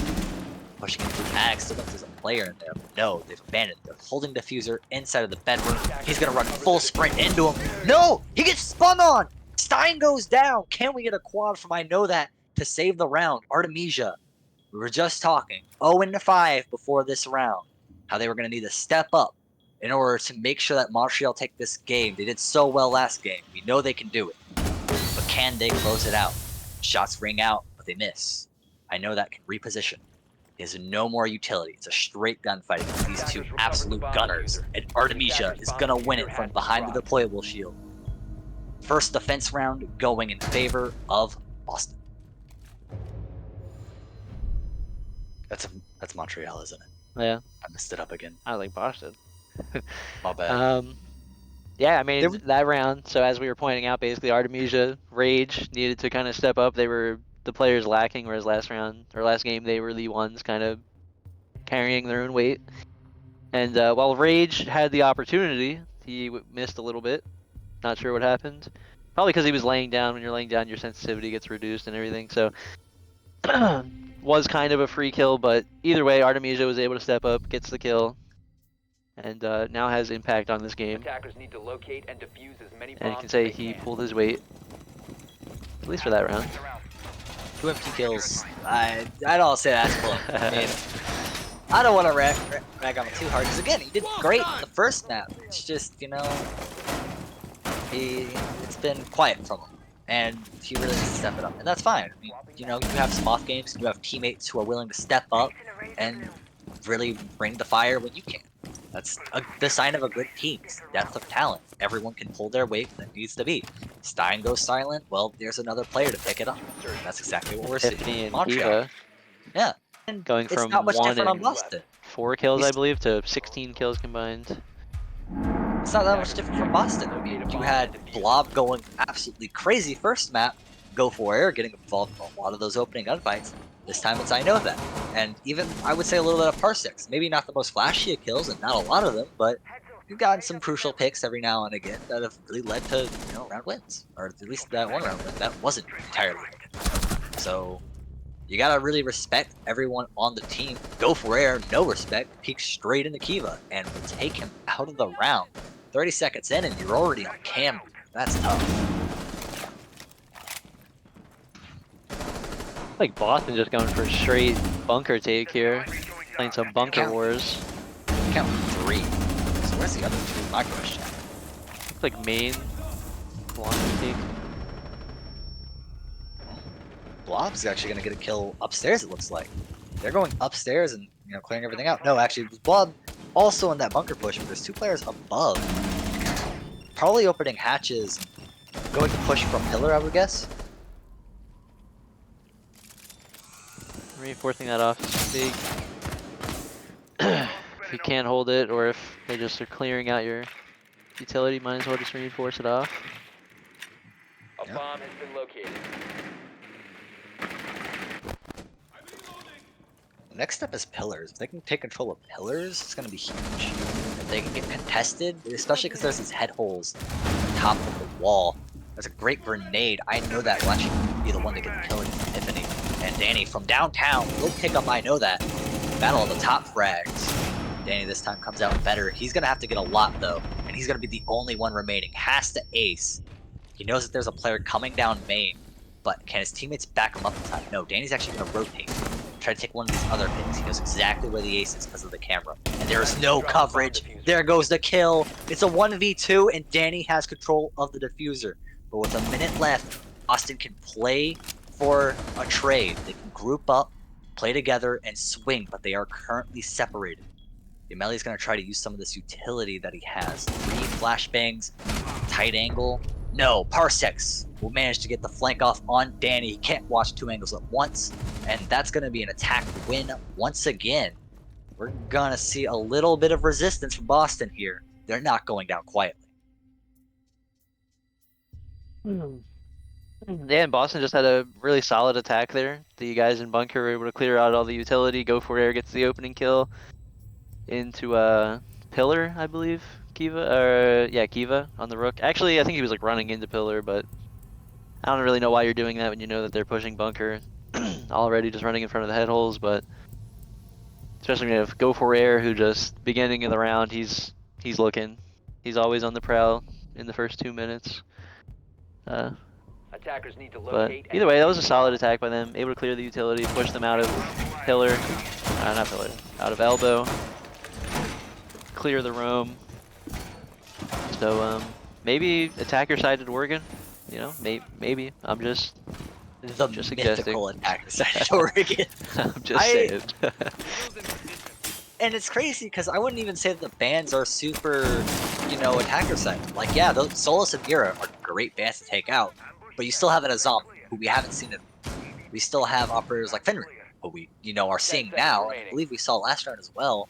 Yeah. We haven't been seeing enough of it, in my opinion. 5 seconds. Fenrir's a very hard operator to deal with sometimes, and I don't think I saw Boston bring it once. They just refuse to. That's okay if you don't like an operator, and you don't have any strats for him, don't play him.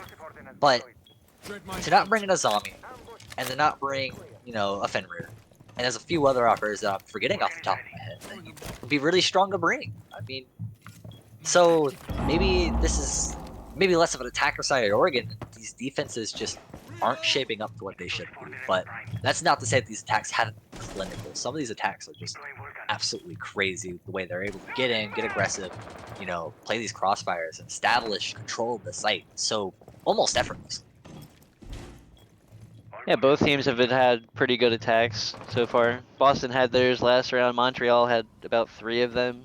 That they had the one clutch kitchen round where they were able to get the plant down, and then they had 2 upstairs rounds where they just made do with what they had to. No hard breacher. 1 round by choice. So. I mean, hey, if it works, it works, right?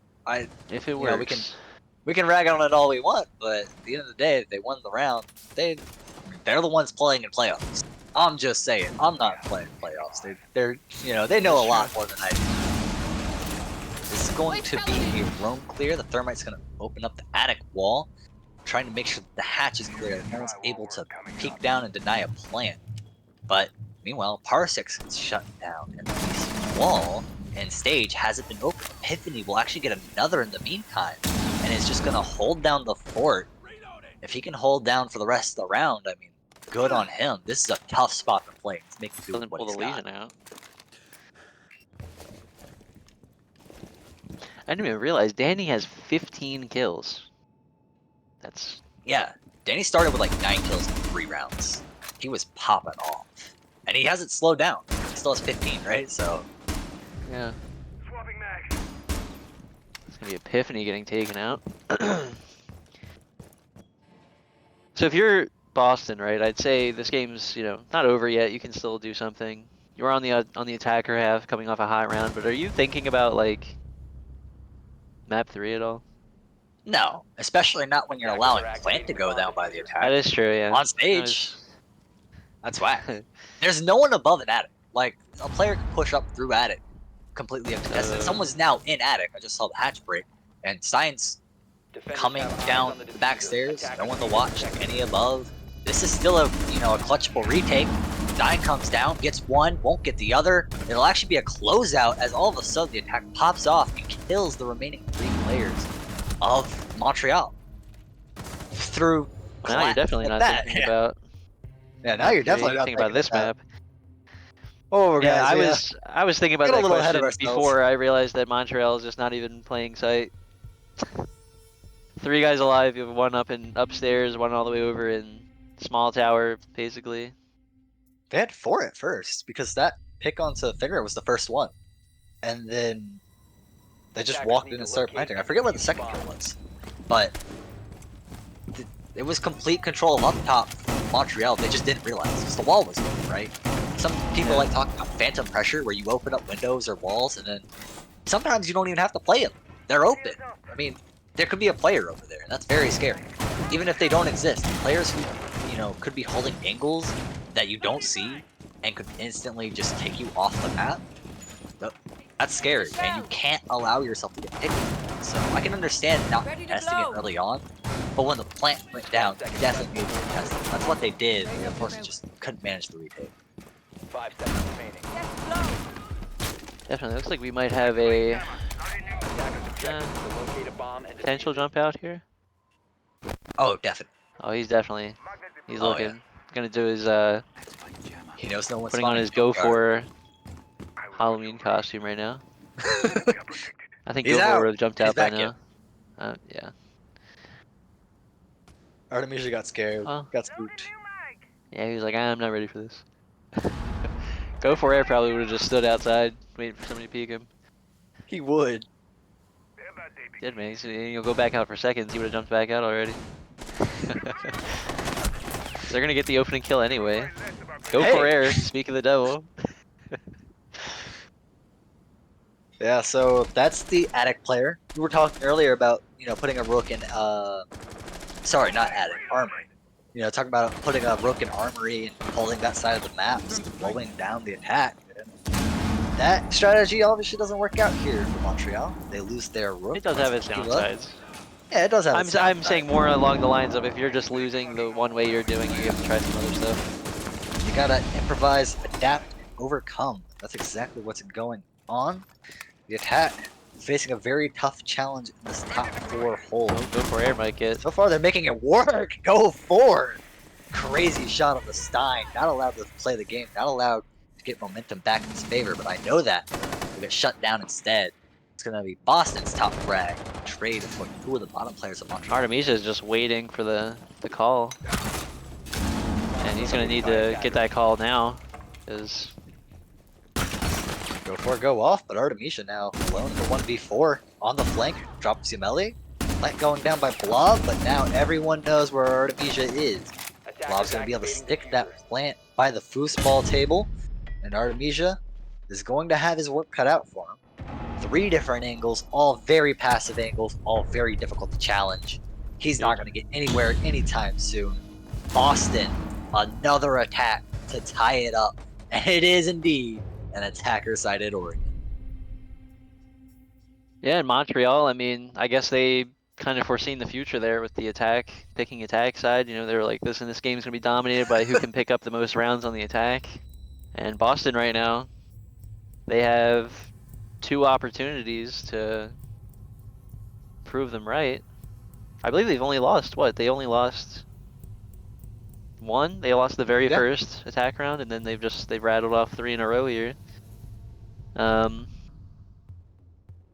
I would say if you're Montreal, you're just gonna have to go. Where did they go? Went upstairs again. All right. You're gonna have to win upstairs. It has to happen. Maybe don't do the armory hold. Kind of got cut off there. But maybe they should go with the Boston setup, the no head hole. I don't think they're ready for quite that level yet. I am They're gonna bring out the Azami. They're bringing out the Tachanka. Like this. Tonka. Oh yeah, they did bring out the Tachanka. He doesn't have the LMG, but could be running the 2x scope there. 2 times on the 9X, really solid gun, the playable shield inside of armory to contest bedroom. I like it. I like it. Definitely. I think it could work. Attackers must locate and defuse a bomb.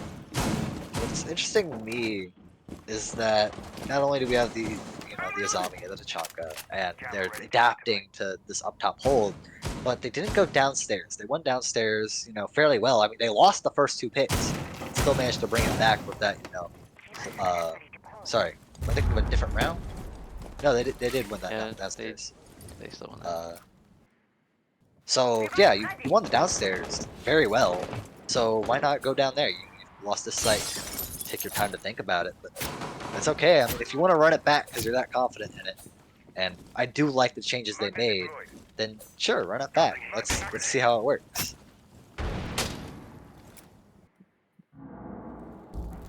And I would say, obviously, if you're Montreal, there is a argument for if you win this round, you get to try to close it out on basement. But there's also the argument that if you just go to basement, win there, you can try to close it out upstairs. But Boston's gonna pick up the first kill. Get traded out They get the immediately. second down too. Danny's down. Someone's gonna have to come and revive them, but it doesn't matter. Boston's dropping like flies. Stein double. Can he get the triple? That's I know that inside a bedroom. He's surrounded by enemies, but he has an L8 in his hand. He's not ready to go down so easily. There goes one onto the floor, but Stein a third. And can he get the fourth? No. Blob will finally get the trade, but it's only a down. Stein and Artemisia are revivable. Danny's low, but no. There he goes. Cleans up Artemisia. Can clean up Stein. These two players don't look to be trying to, make a play, try to get this revive. So, it's going to be a 1v2. They're just going to play for the trade. Danny very low. Both of these players from Montreal have been absolutely popping. Either of these two players could easily take Blob in a 1v1 gunfight, but we know Blob has that dog in him. He won Boston the first map. Can he take them the match point on the second? His zombie barrier is going to go down. A flashbang. Epiphany, no, not flashed at all. He holds the angle close with an SMG-11. Full health, ready to take the swing. But Blob, he's going to drone it out. He's going to play this smart. He has the time. Muted. Puts the drone. It gets muted. That's exactly what you want to see. A great utility play. Blob knows where the player is. Takes the swing, but Epiphany's going to win it out. That's going to take Montreal to match point. That's going to be the first round on the step to map 3. Blob tried his hardest there. I really thought he had him. I didn't realize that Mute went back into games, got behind the wall. Great play. It was a great play by him to save the round, potentially even save the series, because if they lose that round, go down 6-5 with Boston going red hot, but that's not going to happen. They're going to secure match point here, Montreal. And I would say this right here is probably your best chance to... Well, you don't want it to go to overtime, in my opinion, if you're Montreal. Yeah. Boston's gotten hot here in the second half. Gonna have to try to close it out here on defense, on Oregon, attacker side map, obviously. Yeah, my favorite attacker side map. I always pick Oregon for attacker side. Yeah. What's, I'm looking at this, right? I'm thinking, what happens in overtime, right? I'm assuming Boston will have defense because they started on defense. They get, they get to choose on their own map pick. So I would choose defense. But maybe they got the same thing Montreal did. So maybe they attacked. Yeah. I would be repick. I would be like, yo, I didn't mean to pick defense. hey, I protest. I pinky promise I did choose. But no, I'm assuming they're gonna play fair. They're gonna, stick with their guns. They're gonna go, I'm assuming again on the defense. And not the favorable side, but if there's anything I know about OT, right? You take everything you learned in regulation. You had 12 rounds. You throw that out the window. Doesn't matter. I've seen games where it's like 10 attacking rounds in the first half, only 2 defense wins, and then it's all defender side OT. It's like, okay, you want more defender rounds in OT than you did in, the first 12 rounds. But anything can happen in OT. That's why Montreal don't want to go there. But they're going to forfeit the opening pick. They're going to put themselves in a 4v5 on the basement. Still very doable. Boston are going to take the tempo. They're going to try to clear out this bunker player, and then from there they're going to look to leverage this control, take the rest of the site, and take themselves to OT.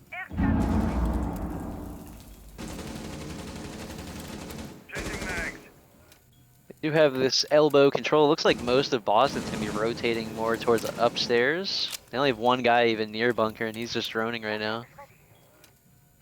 They don't really have the utility to deal with it. They have one grenade, and there's a Jaeger on the board. So, yeah, I can understand why they're rotating. Looks like they might just go to get hatch open. There's fights going on somewhere. Oh, front side. Oh, that's front side? Down bunker. That's not a common spot to push because it's so hard, and Parsex is going to find out why. It's so hard to challenge that player playing inside the closet. That's Artemisia looking to get another on the player, and Freezer now stranded. I believe that's, I know that. Danny Slam will get one on the blob elsewhere. I believe that is the bunker player. That means that there's only 2 avenues of push. And indeed, go for air. Taking up the mantle of this fallen comrade, trying to clear out bunker. trying to get the fuser at the very least, but he doesn't get either.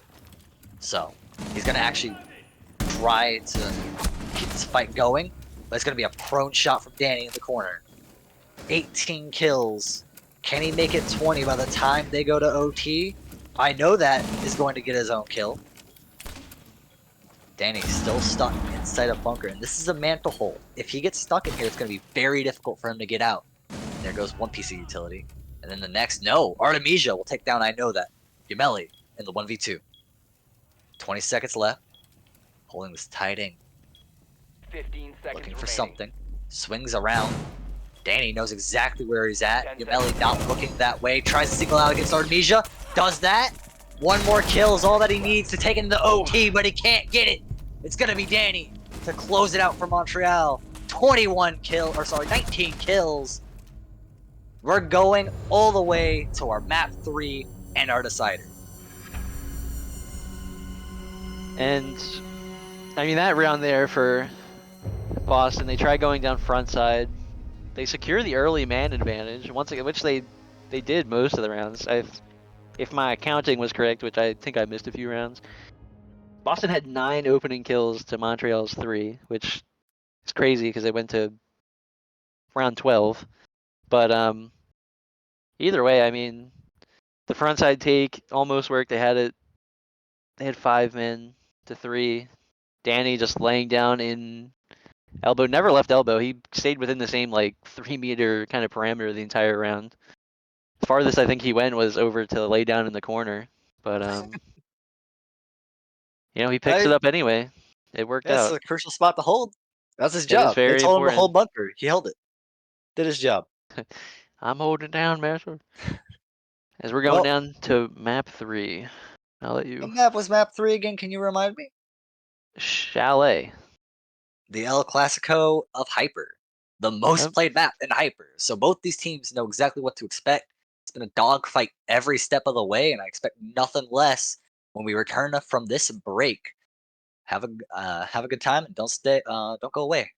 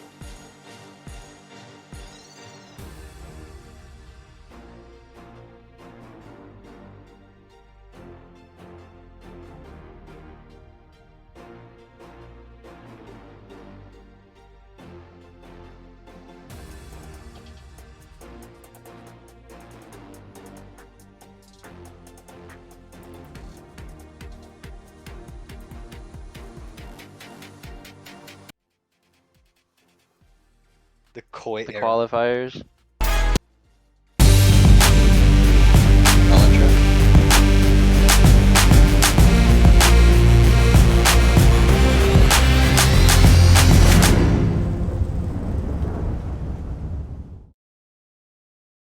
Hello, everyone.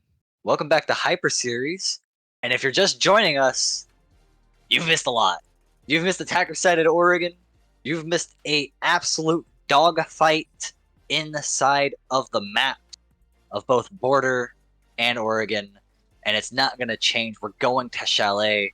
And the El Clasico of Hyper Series, as I called it, the most played map. There's going to be no secrets in between these two teams about what they can do and how they're going to play it. And that's going to make it all the more brilliant to see it play out. I'm Terry. I'm joined today by Clapping. And we are just about to get into it with our map 3. Yep. I get to see some good old Chalet gameplay, just like we have quite a few other times. But if it says anything, it means that this game's probably going to go long again, going to go the distance, just like the other ones have been, really back and forth, bang for bang. Every run that one team made, the other team basically matched it. So I don't know who to expect to win. Montreal looked really good last game. They looked more kind of together. Looked like they had a plan. Like more kind of organized, kind of plans put together. First game, Boston looked more dominant, whereas Montreal was the one kind of scraping together wins with hero plays. Boston was more doing that. Last game, so now I have no idea. I don't know who's gonna win what. Opening kill doesn't matter because Boston's dominated it and they've ended up losing. But I think they've probably lost most of the rounds that they get the opening kill on. So Yeah, Go for Air is going for all these crazy opening round engagements, and then he'll play back one round and he'll get like the last 2 kills, and Boston will go crazy. And yeah, it's a little bit silly. Go for is he's got that dog in him, and that dog is barking and getting up on everyone. He's going for every spawn kill. He's going Pitbull. for every peek. He's a pit bull, yeah. So, Pitbull but looking for kids.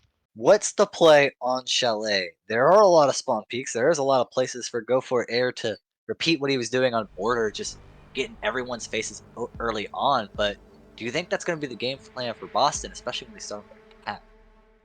Well, attack on this map. This is one of those maps that if you're really aggressive, you can still do fine. There's a lot of places you can just jump in and go straight at the defenders and get a relatively even-ish gunfight. Mezzanine's one of them. You can just kind of jump in mezzanine window as long as there's no frost mat or anything. Kind of just jump in and take a 50-50 gunfight with whoever's holding it from behind fireplace. If they're holding library, as long as there's no Mira, you can kind of just jump in and take a 50-50 gunfight with whoever is holding in there. So Go for Air has plenty of opportunities on the attacking side to get really aggressive. Would I say it's the best play and I would do it personally? No, but if you're into it, there's plenty of opportunities for you to do it. And for Montreal, there's a lot of places that you could also get some, opening kills. From bottom Solarium, I'm kind of having a Right? brain fart, but like trophy, yeah, trophy. You get a spawn peak there, mezzanine and fireplace, lobby, whatever you want to call it. That's another big time spot. You can kind of spawn peek both sides. Master bedroom. So if you want to be aggressive, this is one of those maps you can be aggressive on. If you don't want to be aggressive and you kind of just want to sit inside, hold your angles, you can also do that. That's probably why this map is loved so much and played a lot, because you can kind of, whatever strat you have in mind that you want to do, this map can accommodate to it as long as you do it right. So. Yeah. Oh, got something in my throat there. I gotta get rid of that. This map you can play it back, play more passive, close off more angles, or you can open up everything. And Master Bedroom Office is definitely one of those sites where even that main breach on Mezzanine that we're talking about, where you can jump in and take gunfights, you can open up that wall. I've seen some pro teams do it, and that's wild. Like, I could never. I would feel so unsafe. Someone could just hop in Mezzanine and take a gunfight against me. But that's exactly what some players want. That might be exactly what Montreal want, even though I think they're the more passive team, in this engagement, right? Boston are more of that team, especially with Go for Air, that's willing to just get up in your face, take those aggressive fights. They were the team, if I'm not mistaken, who ran in with a blitz and was in sight 30 seconds into the round, wanting to, just get it started, get it cracking. But Boston, they can open up on their attacks. How are they going to deal when Montreal are going to close off these angles and try to play the utility game against them? You see some Kafkin, you see this Jaeger, so no deployable shield for the Jaeger to hold down, but you can play these power positions like Piano with no worry of getting grenaded by maybe the grenades from Finka, who just recently got those. Yep, and that's another change. It's going to be coming soon, next week. On Tuesday, grenades. I would like to see how people plan on using those next week, but for the time being, we're going to get to see some more grenades from below. As I believe that's a sub out for Boston. I don't think he was in there the first 2 games on the Zerks. I don't know how to say his name, but Xerxes. Xerxes. I'm sure production will work this soon, but yeah, they are new. I'm trying to figure out who they replaced. No, Yumeli, I believe it was Parsecs. Yes, Parsecs. Parsecs was doing decent both games. I didn't. There was never a moment where I was like, "Oh, Parsecs is doing terrible." He's just not holding up the stuff. There's maybe times he was quieter, but Zerx not being quiet. A member of Boston, 3 different members of Boston even, have gotten their own kills, and all of a sudden Montreal put themselves in a 2v5. 2 minutes left in the round, and with a lot of attackers to contest with. In fact, another attacker pushing in, Zerx to get 2, and he's looking for this 3rd, playing deep near the half wall. Epiphany will get 1. It's going to be on to I know that, but nowhere to play, nowhere to hide. 4 attackers all looking. Can you get it done from Piano? There's the first, and there's the last. Go for Eric. Close it out. And maybe getting Parsecs out, maybe he was just kind of hurting the flawless potential. I don't know. Boston kind of just got the opening 4 kills, really, before Epiphany got a kill and slowed it down a little bit, but I believe that's Montreal going with the very early timeout, saying, hold on a minute. We have to talk about something, because that round was not how we envisioned it going. Yeah, that was definitely a round. Before we were even finished really talking about who got subbed out and whatnot, it was already 5v3. Yeah, 2 minutes left in the round, so 1 minute of action phase, and 3 people are dead. I don't even know where they died. Montreal, I guess had a roam extension into Fireplace, maybe? Yeah, it was probably that's the only thing I library can and think whatnot, of. yeah. Because they just got dropped instantly. And Boston didn't slow their roll. They said, okay, cool, 2 kills, let's get a 3rd. 3 kills, okay, let's get a 4th. 4 kills, oh wait, we died. Okay, well, get the refrag. And flood them. 4 people, or 3 people running in, 1 person sticking the plant just in case. It's exactly what you want. Play your trades, play the objective. Boston played that to perfection. And they didn't even let us see exactly what they did. Montreal are going to have to adapt to that aggression. We'll talk about how Boston like getting aggressive, they like getting in your face, and if this sub is as aggressive as he seems to be, then yeah, that's exactly what Boston are going to keep doing. Go for Air now has a buddy in crime who are going to just run in, take big gunfight. Yeah, it looked like Blob he repelled upside down on Mezzanine and got a kill onto the guy holding Fireplace. Go for Air just walked up to K9 door and had an angle into Piano and got a kill on a guy in Piano who was just trying to rotate.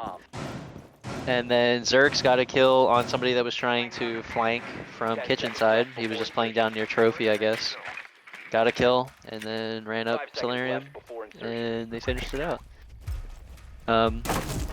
Yeah, so that was something, as we're gonna have, who's that, Artemisia going for a spawn peek in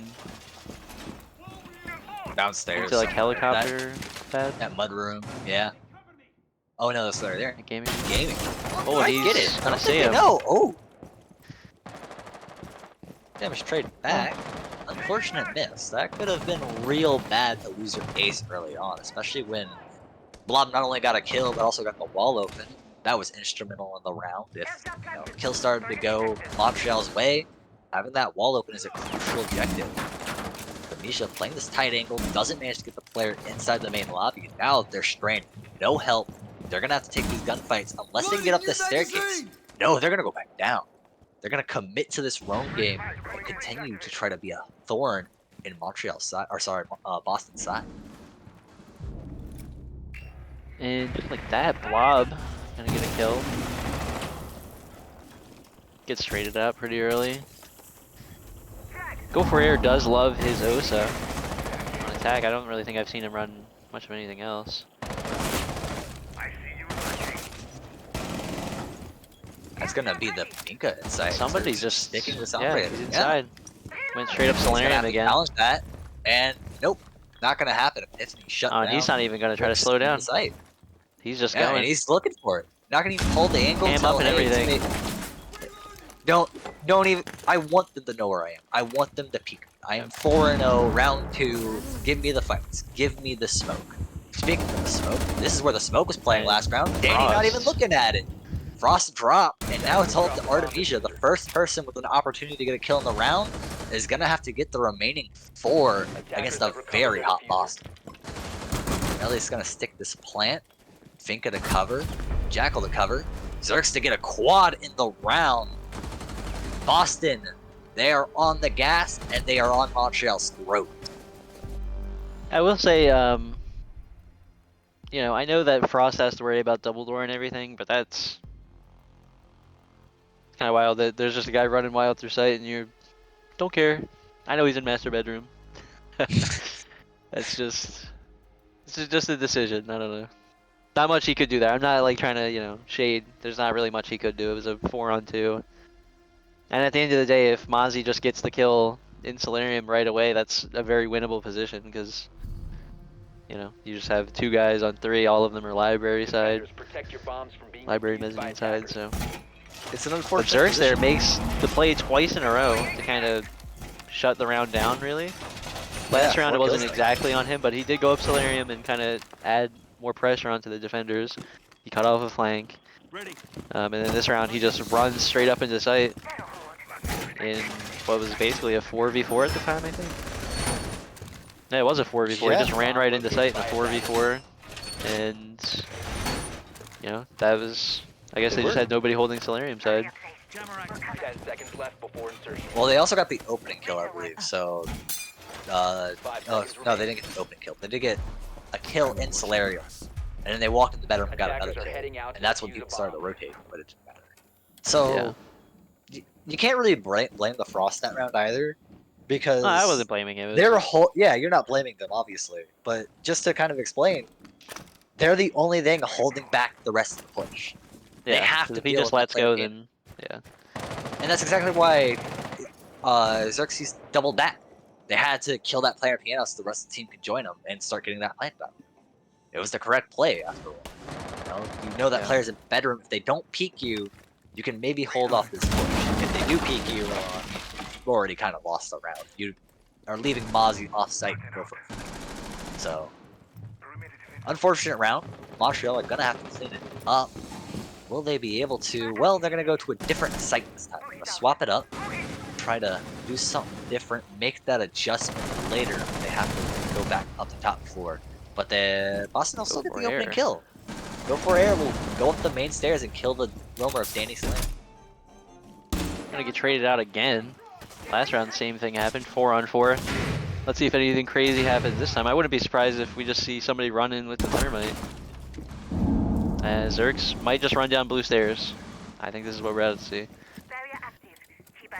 Take every gunfight. I'm not scared. You should be scared of me. He's just... There's no shot! That was a decision there. Got shot at, and he just decided I'm still going down. He gets dropped for it, and that leaves his team in not the most favorable position, but Yamei trying to claw it back. It's not Yameli, there's no L there, because he doesn't take those. In fact, he's not going to take an L on this swing either. Kiva looking the other way if Nomad just swings. But no, gonna play it passive. This might be the correct decision after all. Flashbang to support, swing to come out, control of blue, but no dead Jaeger quite yet. Now there is. May to get one. Epiphany, last of the 1v2. They need to answer back quickly. Downs the thermite. Can they get the Nomad? Yes, they can.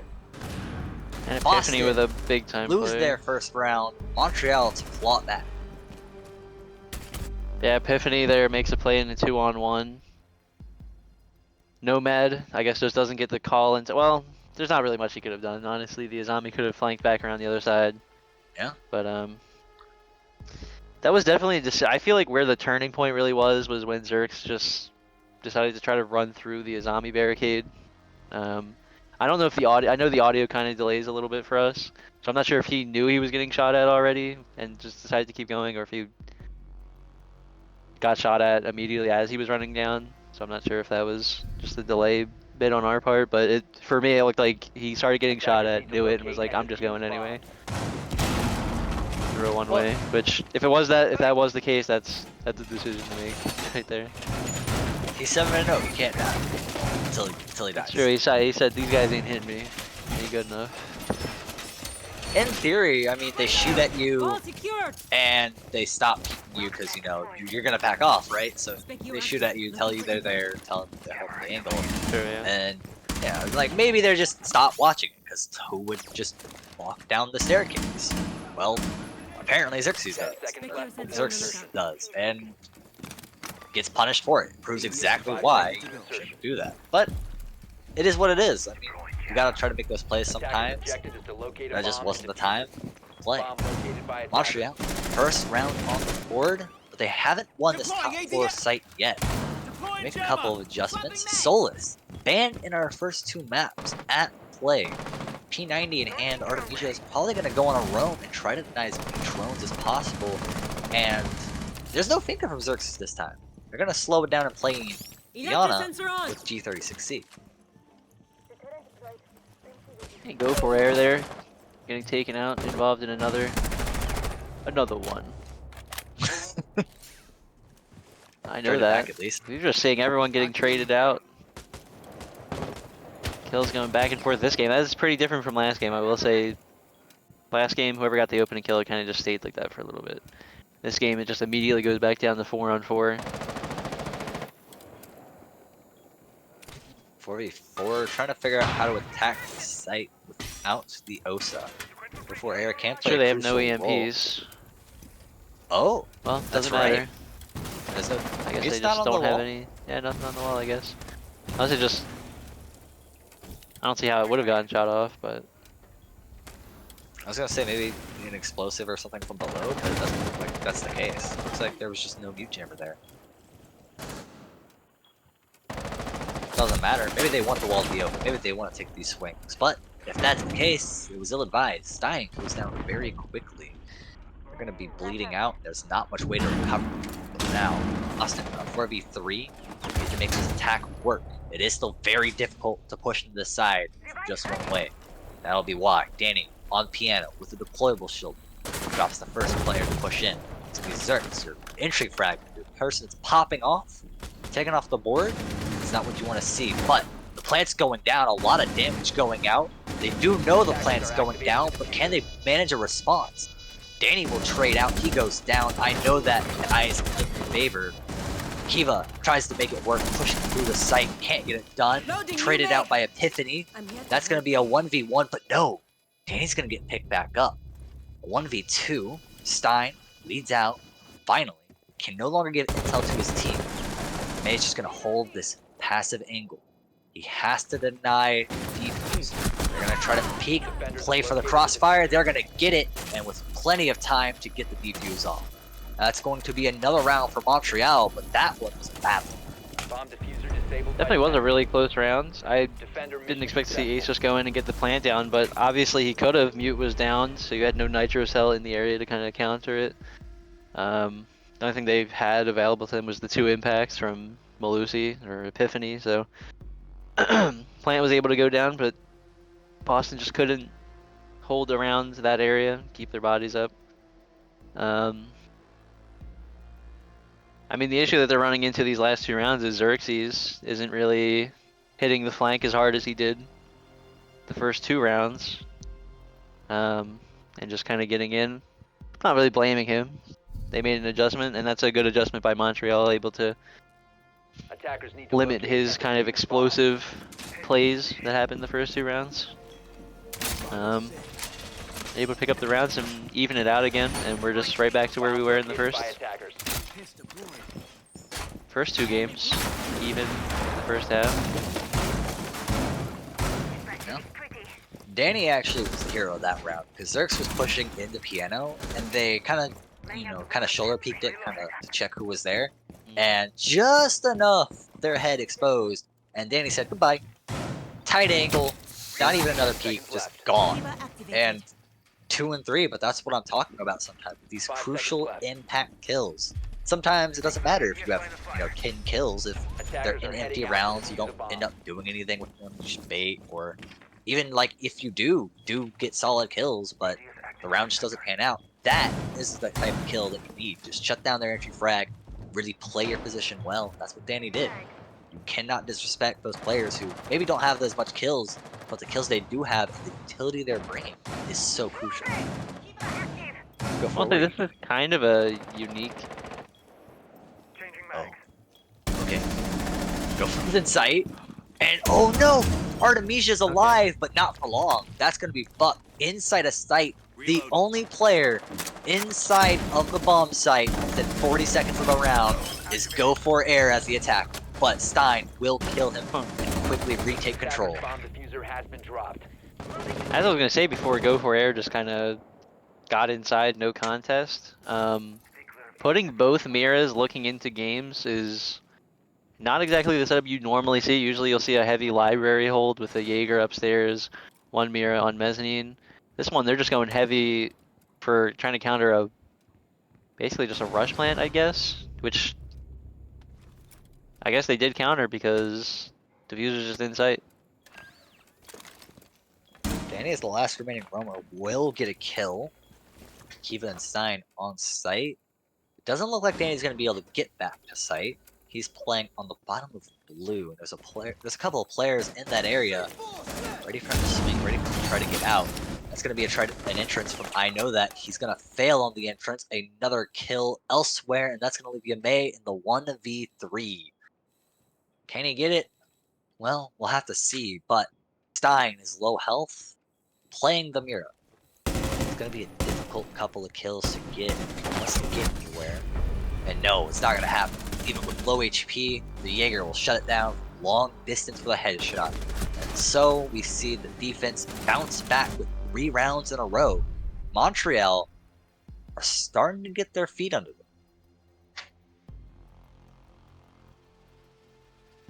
Yeah, so this is the under bracket as well. Kind of forgot about that because Montreal, I believe they forfeited their first game. They couldn't make their first They game, just couldn't get, so kind of forgot about that actually. And then Boston was the 4th seed, so they got put in the under bracket. So this is win or go home. Whoever loses this, that's it for their season. There is no, all right, you'll go down to the under bracket after this. That's it.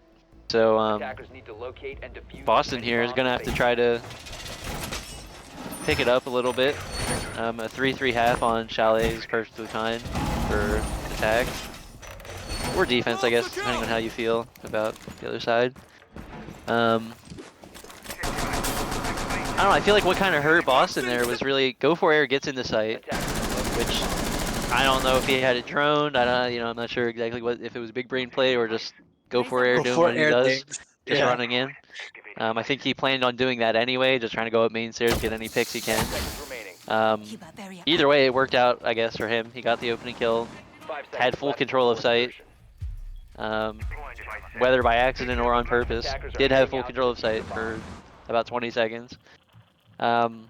If his team was able to respond to that quicker, get into the window, get into Gain's window, come up main stairs with him, and, they have control of the Miras, so there's not much the other team could do, or Montreal could do, but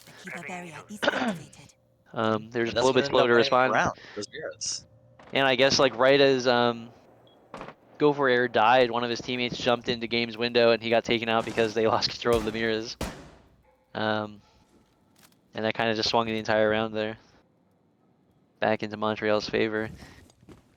I'm not going to say this round is a must-win for Boston because you are on the attacking side and having 2 rounds is kind of, not what you want. Obviously, you want better, but you can live with 2 2-4 half, as long as you do really well on defense. It would be a big tempo shift for to lose, though, to lose 4 in a row. Yeah, losing 4 in a row would be. Especially That's since, if you remember, real. Montreal already used their timeout. They used it in the very first round. That's not what you want to see. The Ace of Zerks, now playing more support operators, gets down instantly. It is probably retrievable, but it'd be very difficult. These players are taking aggressive peeks. Go for air. Involve the opening engagement once more. Epiphany gets dropped. Danny also on the ground from a different engagement. 3v5, but the ace needs to be picked up. Once the shield goes down, that's going to be able to happen. Just don't stall out, Boston.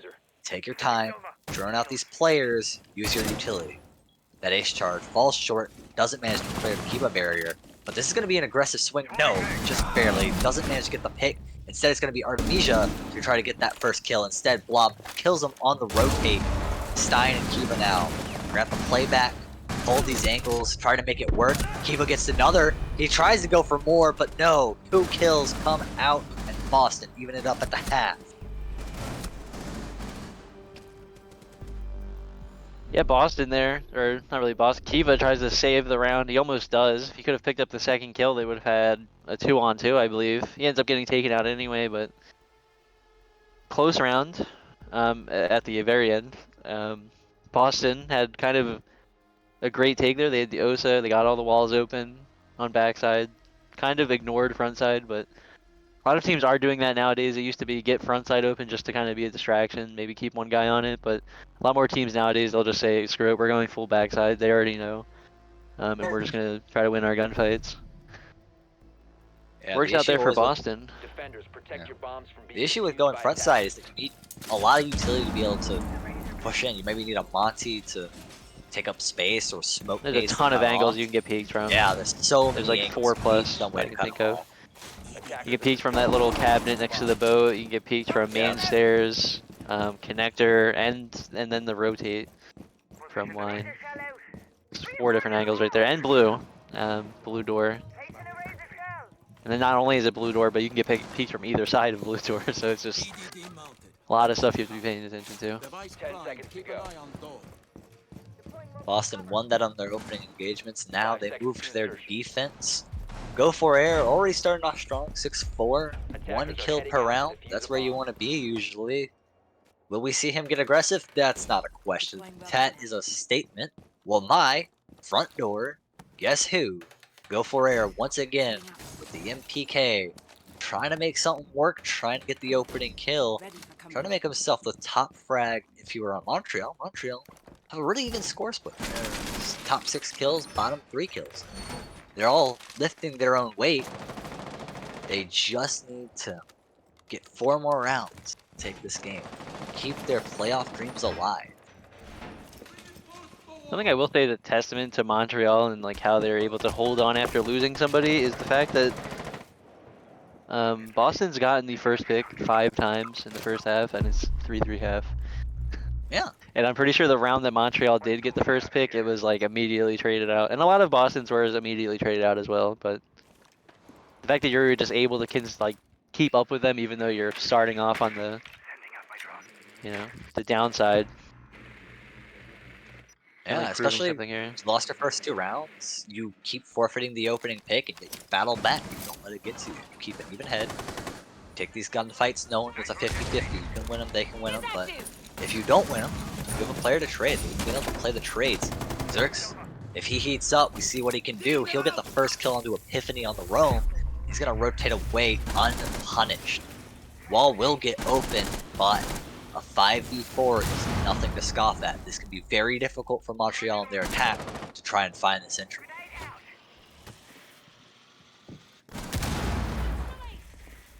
And I mean, they do have all the operators necessary to continue going forward. You don't really need the Jackal. You have map control, essentially. At least the side that you want right now. Zerks, he's already done his job. He has the bandit. Walls open. Not an important operator to lose at this point. Go for air. We'll take down Artemisia. That is a crucial operator. You're lying out so much in the execute.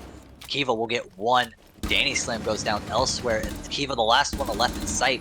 Danny Slam picked up somehow I don't know how. They are now at 20 HP. Oh, the Frost Trap. Danny now slowed, loud. They know exactly where he is. 20 HP is not a lot to work with 3 full health defenders staring you down. You're gonna need a freebie. You're gonna need to find this kill. You've let your position be known and go for it. Air will air Danny Slam out one more time, getting the last kill and putting his team in the lead for their first round of the half. And you just gotta know their go for air still on the board. He's going for the swing. He's going for the kill. Oh yeah. He is not gonna be holding back.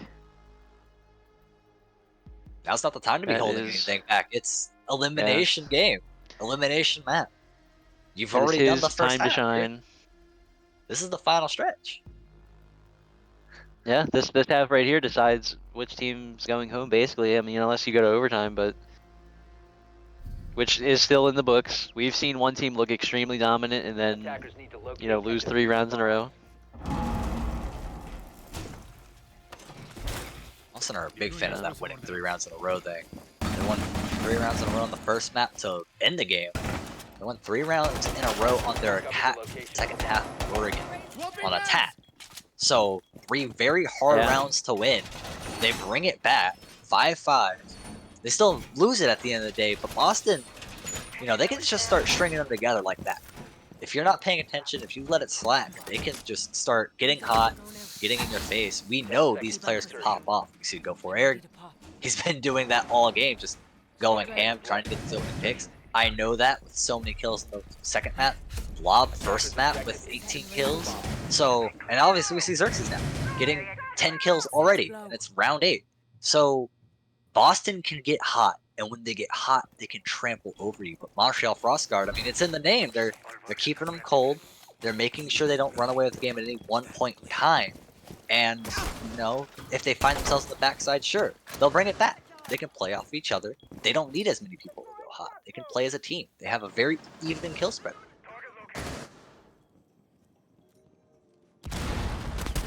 Definitely here's we're gonna. This is a little bit. I don't think I've ever seen somebody lay down on this door. I would probably punch my monitor if I swung that and died. Yeah, that is a brave angle. Someone just prone in the doorway. Like really, what are we asking for? Copper? I know it's smart. I mean, laying down, nobody's gonna be expecting to lay down there, but especially if it's the ace too. Can't really tell who that is. Whoever that is up on east main stairs. If they came down while he was laying down, they probably would have died. I want to say let's go for air, looking for the fight as he always does. He actually does get dropped. It is him indeed. But he gets dropped, doesn't actually find the fight. Instead, Stein's going to push in, eat a Capcan trap. But now, this basement hallway, he's going to open up these walls and start putting the pressure on the defense.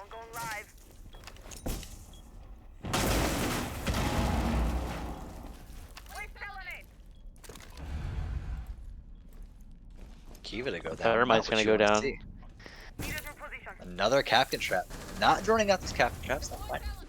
That's not what you want to see. If you're on the attack, you need to get better. You're going to need that thermite to get open water cooler wall.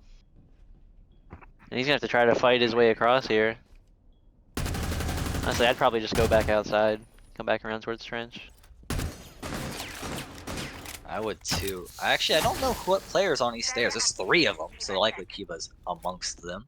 Where's that 4th player? What push are they working? Because just trying to go for this one-dimensional push onto the player inside of... Oh, is that a flank? Is that a flank? I see a player in the big garage coming back around. No intel on them whatsoever. No, it's Danny. I'm hyping up nothing. It's just Danny, but a player that definitely deserves to be hyped up. 30 seconds up a whole lot of needs to happen.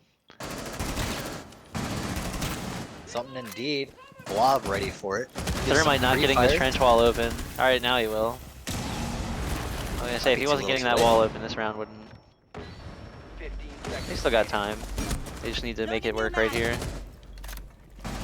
Blob's not gonna let him. That's a 3rd, maybe a 4th. Danny goes down on the swing. Thorn gets shut down. I know that.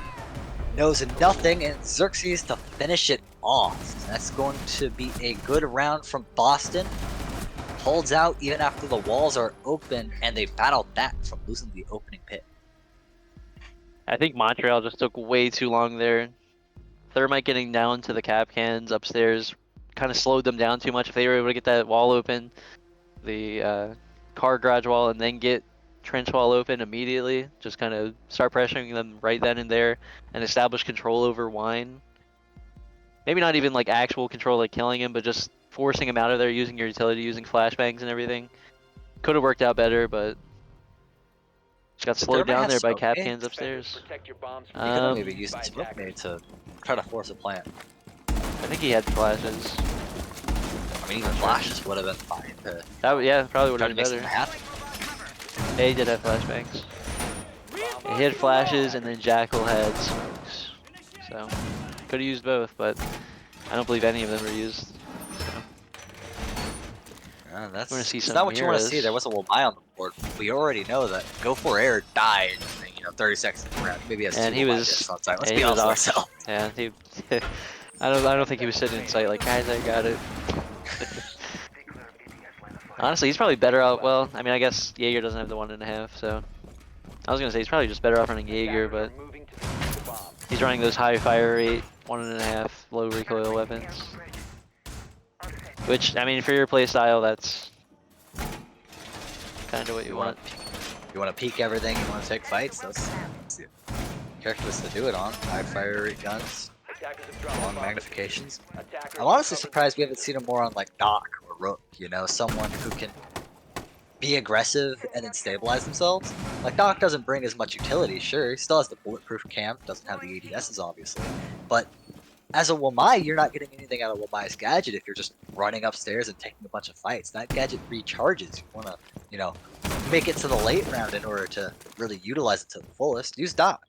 If you get downed or you take a lot of damage, heal yourself up, keep the fight going. Go for Air with a 1.5 down pound.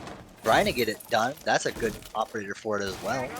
I was about to But criticize those doesn't get feed holes, but it worked out. Well, almost worked out. He almost got the kill. I've never usually reinforced that wall so that they can't open it up and then, swing mezzanine from there, but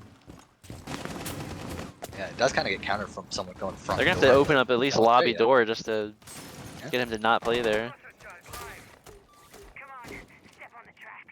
Probably what Go for Air wants. He's like, yeah, open up the door. Let's go. Let's rumble. They're gonna get the kill anyway. Stein trap and Go for the fuse. They do need top control in order to utilize the fuse to the fullest. I lied. They don't need it because they're actually going to be able to clear the playable shield using the fuse, clear the frost using the flashbang. Flashbang Excellent getting used, utility yeah. usage. That was Boston Krill on very the well back put foot. together. What can they do? Loading mag. I will say it's actually kind of insane that Go for Air finds himself in every single entry engagement. Even if you're an entry player and you're attempting to be in every entry engagement, I feel like it's still hard because just somebody else at the end of the day is going to get into one. Yeah, it's a I think talent. there's only been like 3 or 4 rounds throughout this entire series where he wasn't. The pinch is coming in. The walls are closing in. One player left for Boston, left standing, and they can't do anything about it. A flawless round for Montreal as they sweep in the site and get all the kills they need. What are we going to do? Boston, 5-4 on the defense. They're looking for match point. They need 2 more to close it out. 1 more to at least guarantee OT. Montreal, they don't have a lot of time left on their hands. The clock's running low, and you need to get something in the door. You need to find some momentum, someone in your corner. No one's really heated up for Montreal, but we've seen Boston time and time again have someone ready to pick up the mantle of the hero, someone ready to get in there. Protect your bombs So, from being defused Montreal, by how do you attackers. do? Who's going? Who's getting those kills?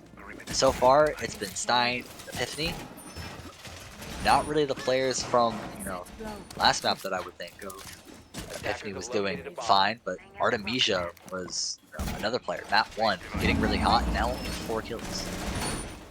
Yeah, Artemisia had more kills, just as many kills in 1 round on map 1 as he does through 9 here. Yeah. I would say he's probably one player that you're going to need to heat up. Even last game, I mean, they won last game, and he had a few rounds there. But even last game, he was what 2-2 2 and 6 at one point. I mean, that's somebody you're gonna need to have heat up here to try to pull through. Attacker's objective is to defuse a bomb. As you know, you're facing down the match point. They do it, yeah. That's actually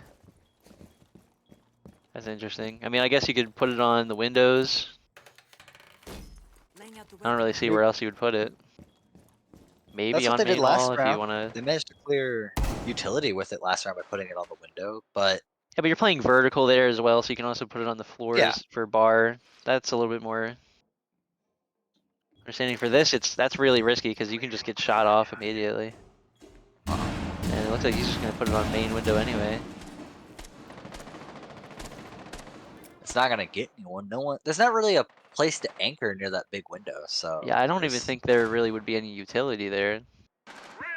Maybe a frost map, but usually you don't even really put one there. I usually use those frost mats, mezzanine, and piano. Maybe one library to support the roam game. If he could I get know one that is onto piano window, that would be. And it looks like he's going to try to. Yeah, because that would be a ton of utility getting taken off. The playable shield and a frost mat. Everything's on Let's right get- there, and the cap cans. Yeah, so that's a huge one. That's what I was thinking. Even if one explosive, even if one of those pucks goes off, you get a ton of utility out of it. Go for Air doesn't even care if there's ammo in his magazines anymore. He just he wants to just- fight. Oh, I need to use the pistol. Got it. There's a reason I have a secondary. Switching to your secondary is fast as reloading, as we've Yeah. all been taught. You listen to Captain Price, General right? Shepard. Captain, Is yeah, it Captain Captain Price? Price first game, yeah. Then the second game it was Shepard that said it. The only really big damage that's been traded is a lot of damage on the Kiva and the Stein. Go for has managed to The sneak his attacker's way bomb diffuser has been downstairs. dropped. Gonna try to go for this Attackers flank. recovered the No, bomb he diffuser. just worked his way around the entire map. Minute left already, no kills. Deploying No, Selma. but that's Actually, yeah, gonna one. instantly trade. There you go. Not the players who are low, so unfortunately you're still at a health disadvantage. But if you're Montreal, you gotta work with what you've got.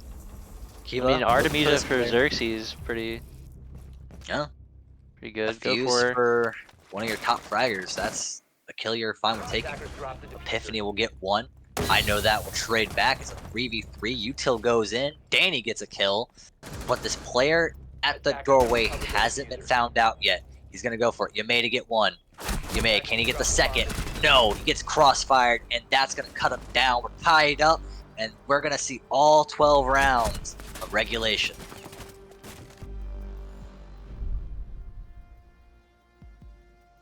Yeah, Montreal, they're gonna take the round. They're just gonna kind of clear out everything, trade out all the kills that they did lose early on, have a 3-on-3, and then just push in from there.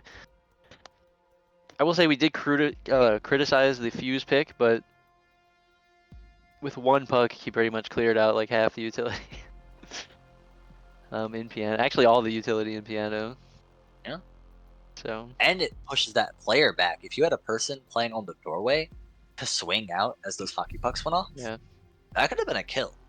No one was in position to do that, which was either a miscommunication or just very hard to do. There is utility there. It can be very difficult to push and go for that kill. And you don't want to die to a hockey puck coming at you. You don't want one of those future charges to bounce off a wall weird, come at you as you try to swing, and all of a sudden you're the one dying to a fuse charge and not get it. That's the last thing you want in a tight game like this. So, you know, Reinforcing play it bomb. passive, let them back up, just settle for the utility. I get it.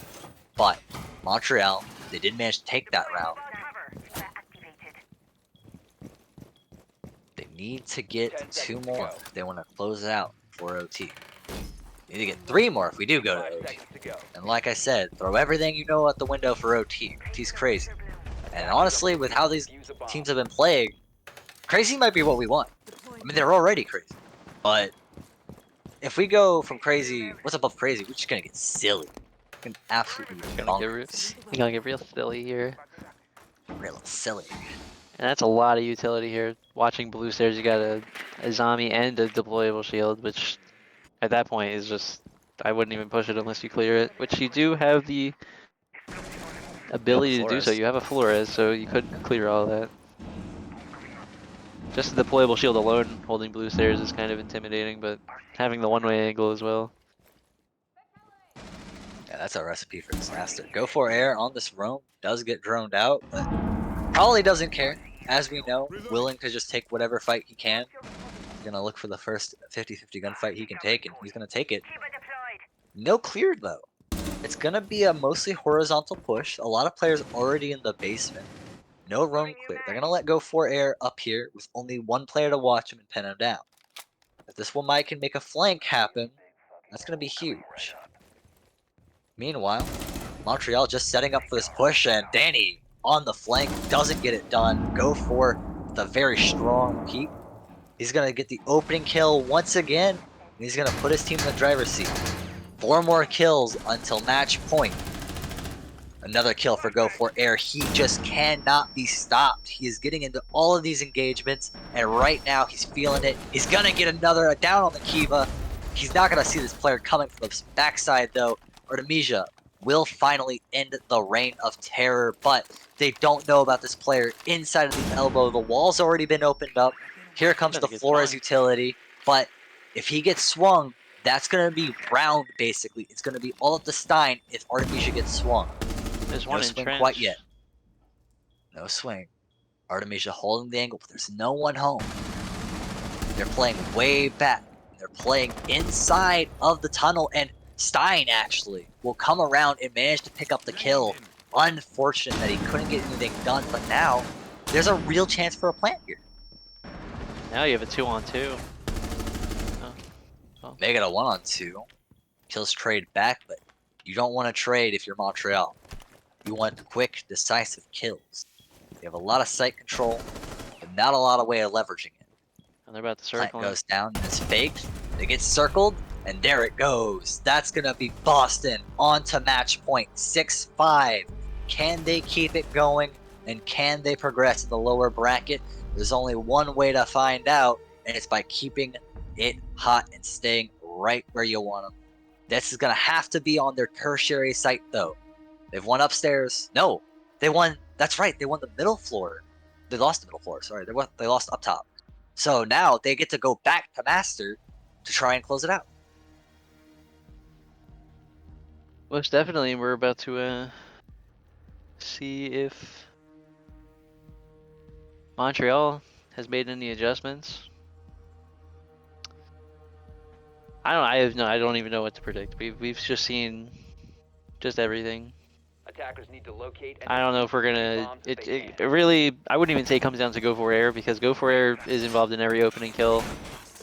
I wouldn't say like, oh well, if he gets the kill and doesn't die instead, then they have a better chance. But This is a really late timeout request. EDD primed. Stand Bomb located by attackers. Boston calling it. Yeah. that's, Magnet deployed. Montreal maybe used theirs understand. after the first round, which Keep an eye on Go. maybe they And to just be maybe fair, somebody had since to go then, do they've been- something or. There hasn't been any major adjustments, I think, that need to be seen from Montreal. I guess that first round just really got them shook, and they're like, whoa, hey. They're going to be playing different. They're going to be swinging a lot. They have, another gunner that's going to back up, go for it. It's going to really want to get aggressive. Let's figure out how we're going to stop. Figure out our game plan going forward. And once again, just like we were talking about, Go for Air has his head in the doorway, looking for angles, looking for kills. Will get Kiva and managed to get away. Everyone else was aware, but Kiva didn't get the memo, and he will get dropped first from Montreal. Go for Air doing what he does, goes from main door. He's all the way upstairs now. He's gonna open up this window as He well. wants more. Going back for seconds. He's hungry. Hungry like the wolf. This guy Won't get plays Siege like it's a buffet. If only I was so good to be able to do that.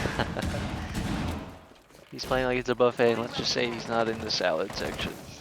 Gathering intel. Yes, sir. It's going to be a very standard clear. They're going to clear out library, try Ooh, to take jump control of out. mezzanine, but yeah, a very Go for aggressive Air, jump out jumping of out. that. But it's going to be Xerxes to get the next kill. Surprised he didn't get the kill. He did some Attackers' damage to bomb him. diffuser has been dropped. That damage is going to lead to a kill. Xerxes get another. The way it started might be the way it ends. Go for it with 2, Xerxes for 2.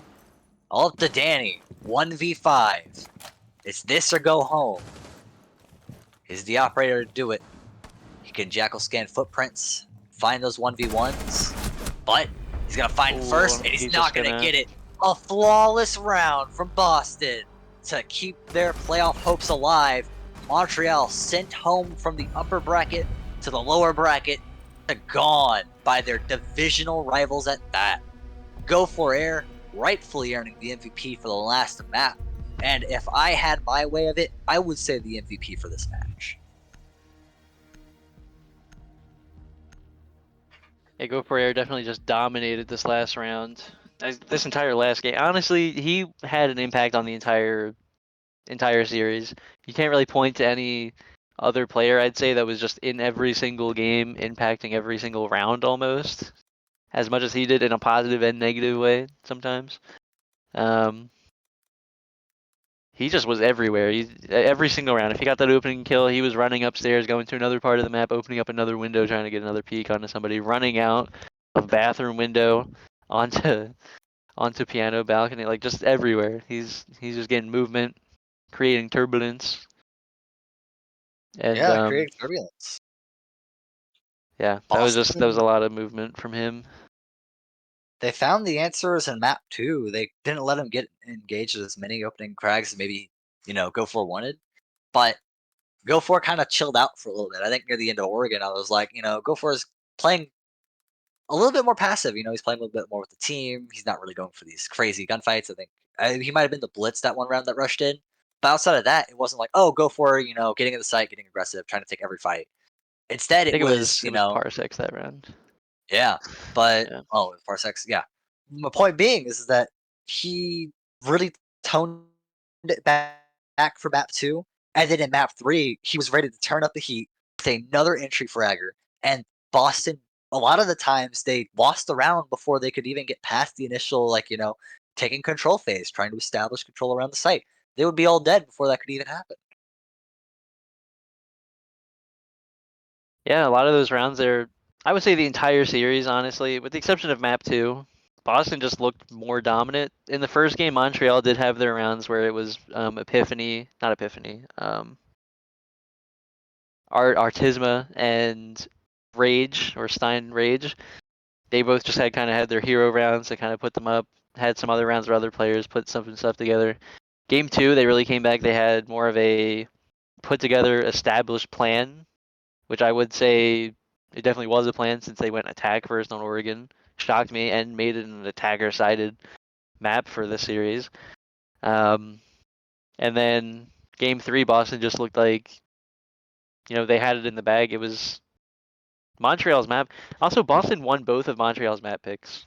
I would just like to say that Montreal, and on both of their map picks, they didn't look as prepared as Boston was for their maps. Whereas on Oregon, it looked like Boston more was just kind of bumbling around. They only had one kind of idea in mind, especially for upstairs on Oregon on their defending side. They were just holding the same exact setup upstairs, whereas if they kind of switch it up a little bit, maybe they win some more rounds.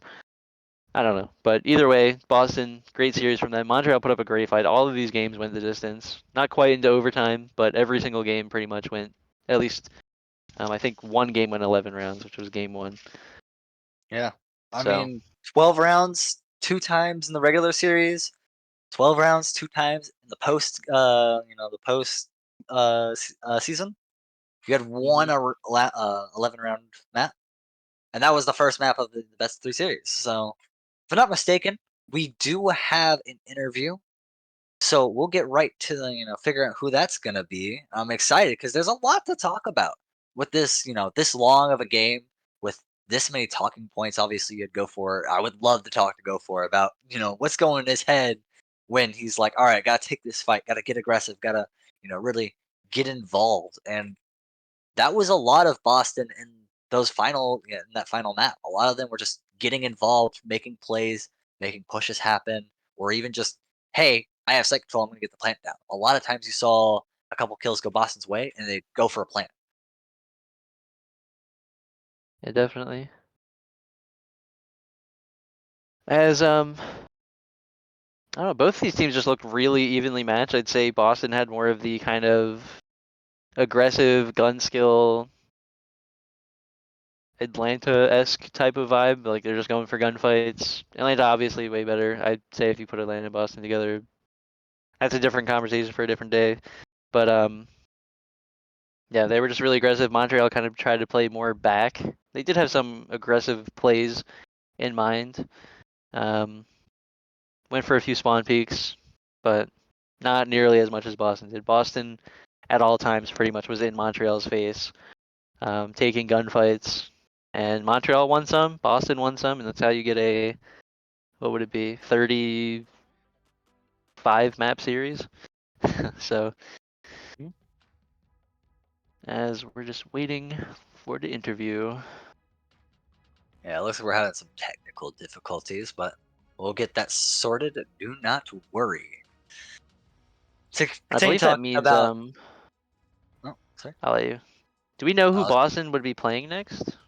Or is that not? uh, Yeah. that's not decided quite yet. Let's see. What are the options though? Let's actually look at the bracket. Let's go ahead and I got it pulled up They would right play here. either Oslo or Vegas. Yeah, let's see. So Slower Vegas. That's we've already seen Oslo, kind of 7-0 on Chalet. So if we see another game go to Chalet where, Boston going up against Oslo, that could be tough. It's kind of hard to compare, right? A 7-0 to a 7-5, but I think Boston played some really good Siege on Chalet. So seeing Oslo, this really strong Chalet team going up against Boston, and it is a very common map. I would really like to see that. That might be a barn burner and a half.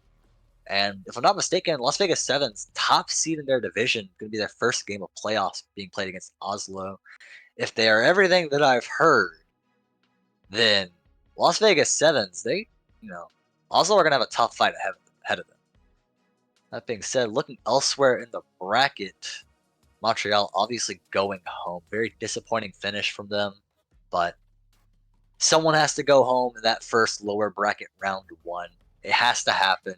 4 teams do not get a single win inside the bracket and go home early, and it sucks to be them, but it's just the inevitability of things, right? Where one team has to win, one team has to lose. I did not look at either of these two teams tonight and say this team doesn't deserve to be in playoffs. I could see Montreal making a deep run if only this wasn't their first game.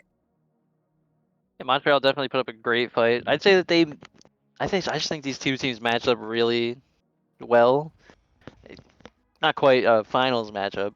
I'd say I think that if you put Boston against one of the higher teams like Miami or whatever, then maybe it's kind of that aggressive play just wouldn't really work out too well. They probably wouldn't get as many opening kills. The other team would just have probably better coordination. But overall, I think this was a great kind of series to watch to open it up. For the Well, we round were start. trying to get an interview with Blob, but instead, the hero of Map 3, it seems, has joined us. And I gotta know how to pronounce your name because I've been butchering it all cast, man. How you doing? What's up? The pronunciation is just Zers. Just Zers. the X's are pretty much Zers. Z's. All right. All right. I've been pronouncing it like a hard X, like Zer. Xerxes, I've heard it all. So have I. I've heard Trey too many times, getting the A and R confused. It happens, it happens. But to get on with the interview, congrats on the win. Really strong Thank you. performance by you and the rest of the team. You only played in map 3, but every step of the way, Boston never looked lost. They looked still in the fight, and obviously they took map 1 and eventually took the whole series. So what are your thoughts on Montreal? How do you think they played? It was a very close game. How, did you have to strat very hard? Was this, one of your tougher matches, you think, in the bracket? Well, the truth is, I haven't played Xbox in 3 weeks. Oh. So, I was just going through the hyper chat, saw they had a game, saw everyone hating on for losing map 2, so I was like, you know what? I'm gonna hop on map 3, help carry him to a win. So. I mean, That's what hey, I it did. worked. Yeah, to have Couldn't the tell from our point of view method. that you didn't play for 3 weeks. I'll just say that. I don't know. My aim was a little Early shaky. on, it There was a lot of didn't look instances of shaky seeing early on. players 7 kills in the first 3 might rounds. miss. Yeah, So, I don't know how sorry. I don't know how I did it, but I guess something was clicking. Speaking of something was clicking, Boston as a team seems to be clicking. Y'all all kind of carried y'all weight that last map. 3 people with double digits, if I'm not mistaken. Is that just kind of, you trust your entire team? You're like the Trident. You get stuff done as 3-man, 3 prongs. Y'all are always working together, or was it just everyone hot on their own, kind of playing their own game? I mean, that whole team is just a bunch of gunners going at it. And when we can gun, we win. When we don't, we lose. Simple as that. All right. I guess that is how it works, especially with those kind of heavy, kind of mechanically gifted teams. They just say, screw it. We don't really care about doing all this other stuff. If we win our ones, we're winning the game. Nothing you can do about it.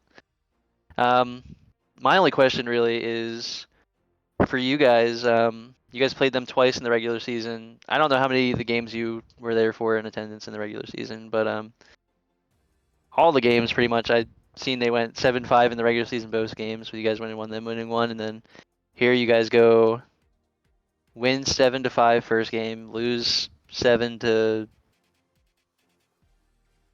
7-5. 7-4 first game, 7-5 7-4 second first game. game, yeah, okay, I mixed that up. 7-4, 7-5, 7-5.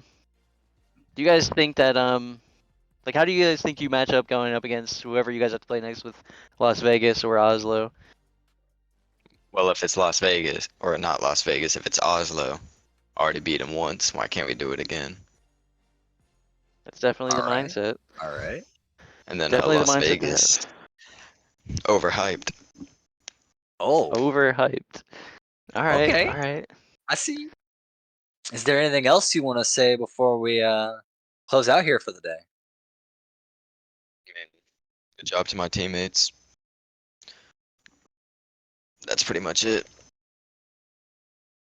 All right. Respect for the teammates. That's good to hear. Really solid team y'all got over there at Boston, but let's see if y'all can make that lower bracket run.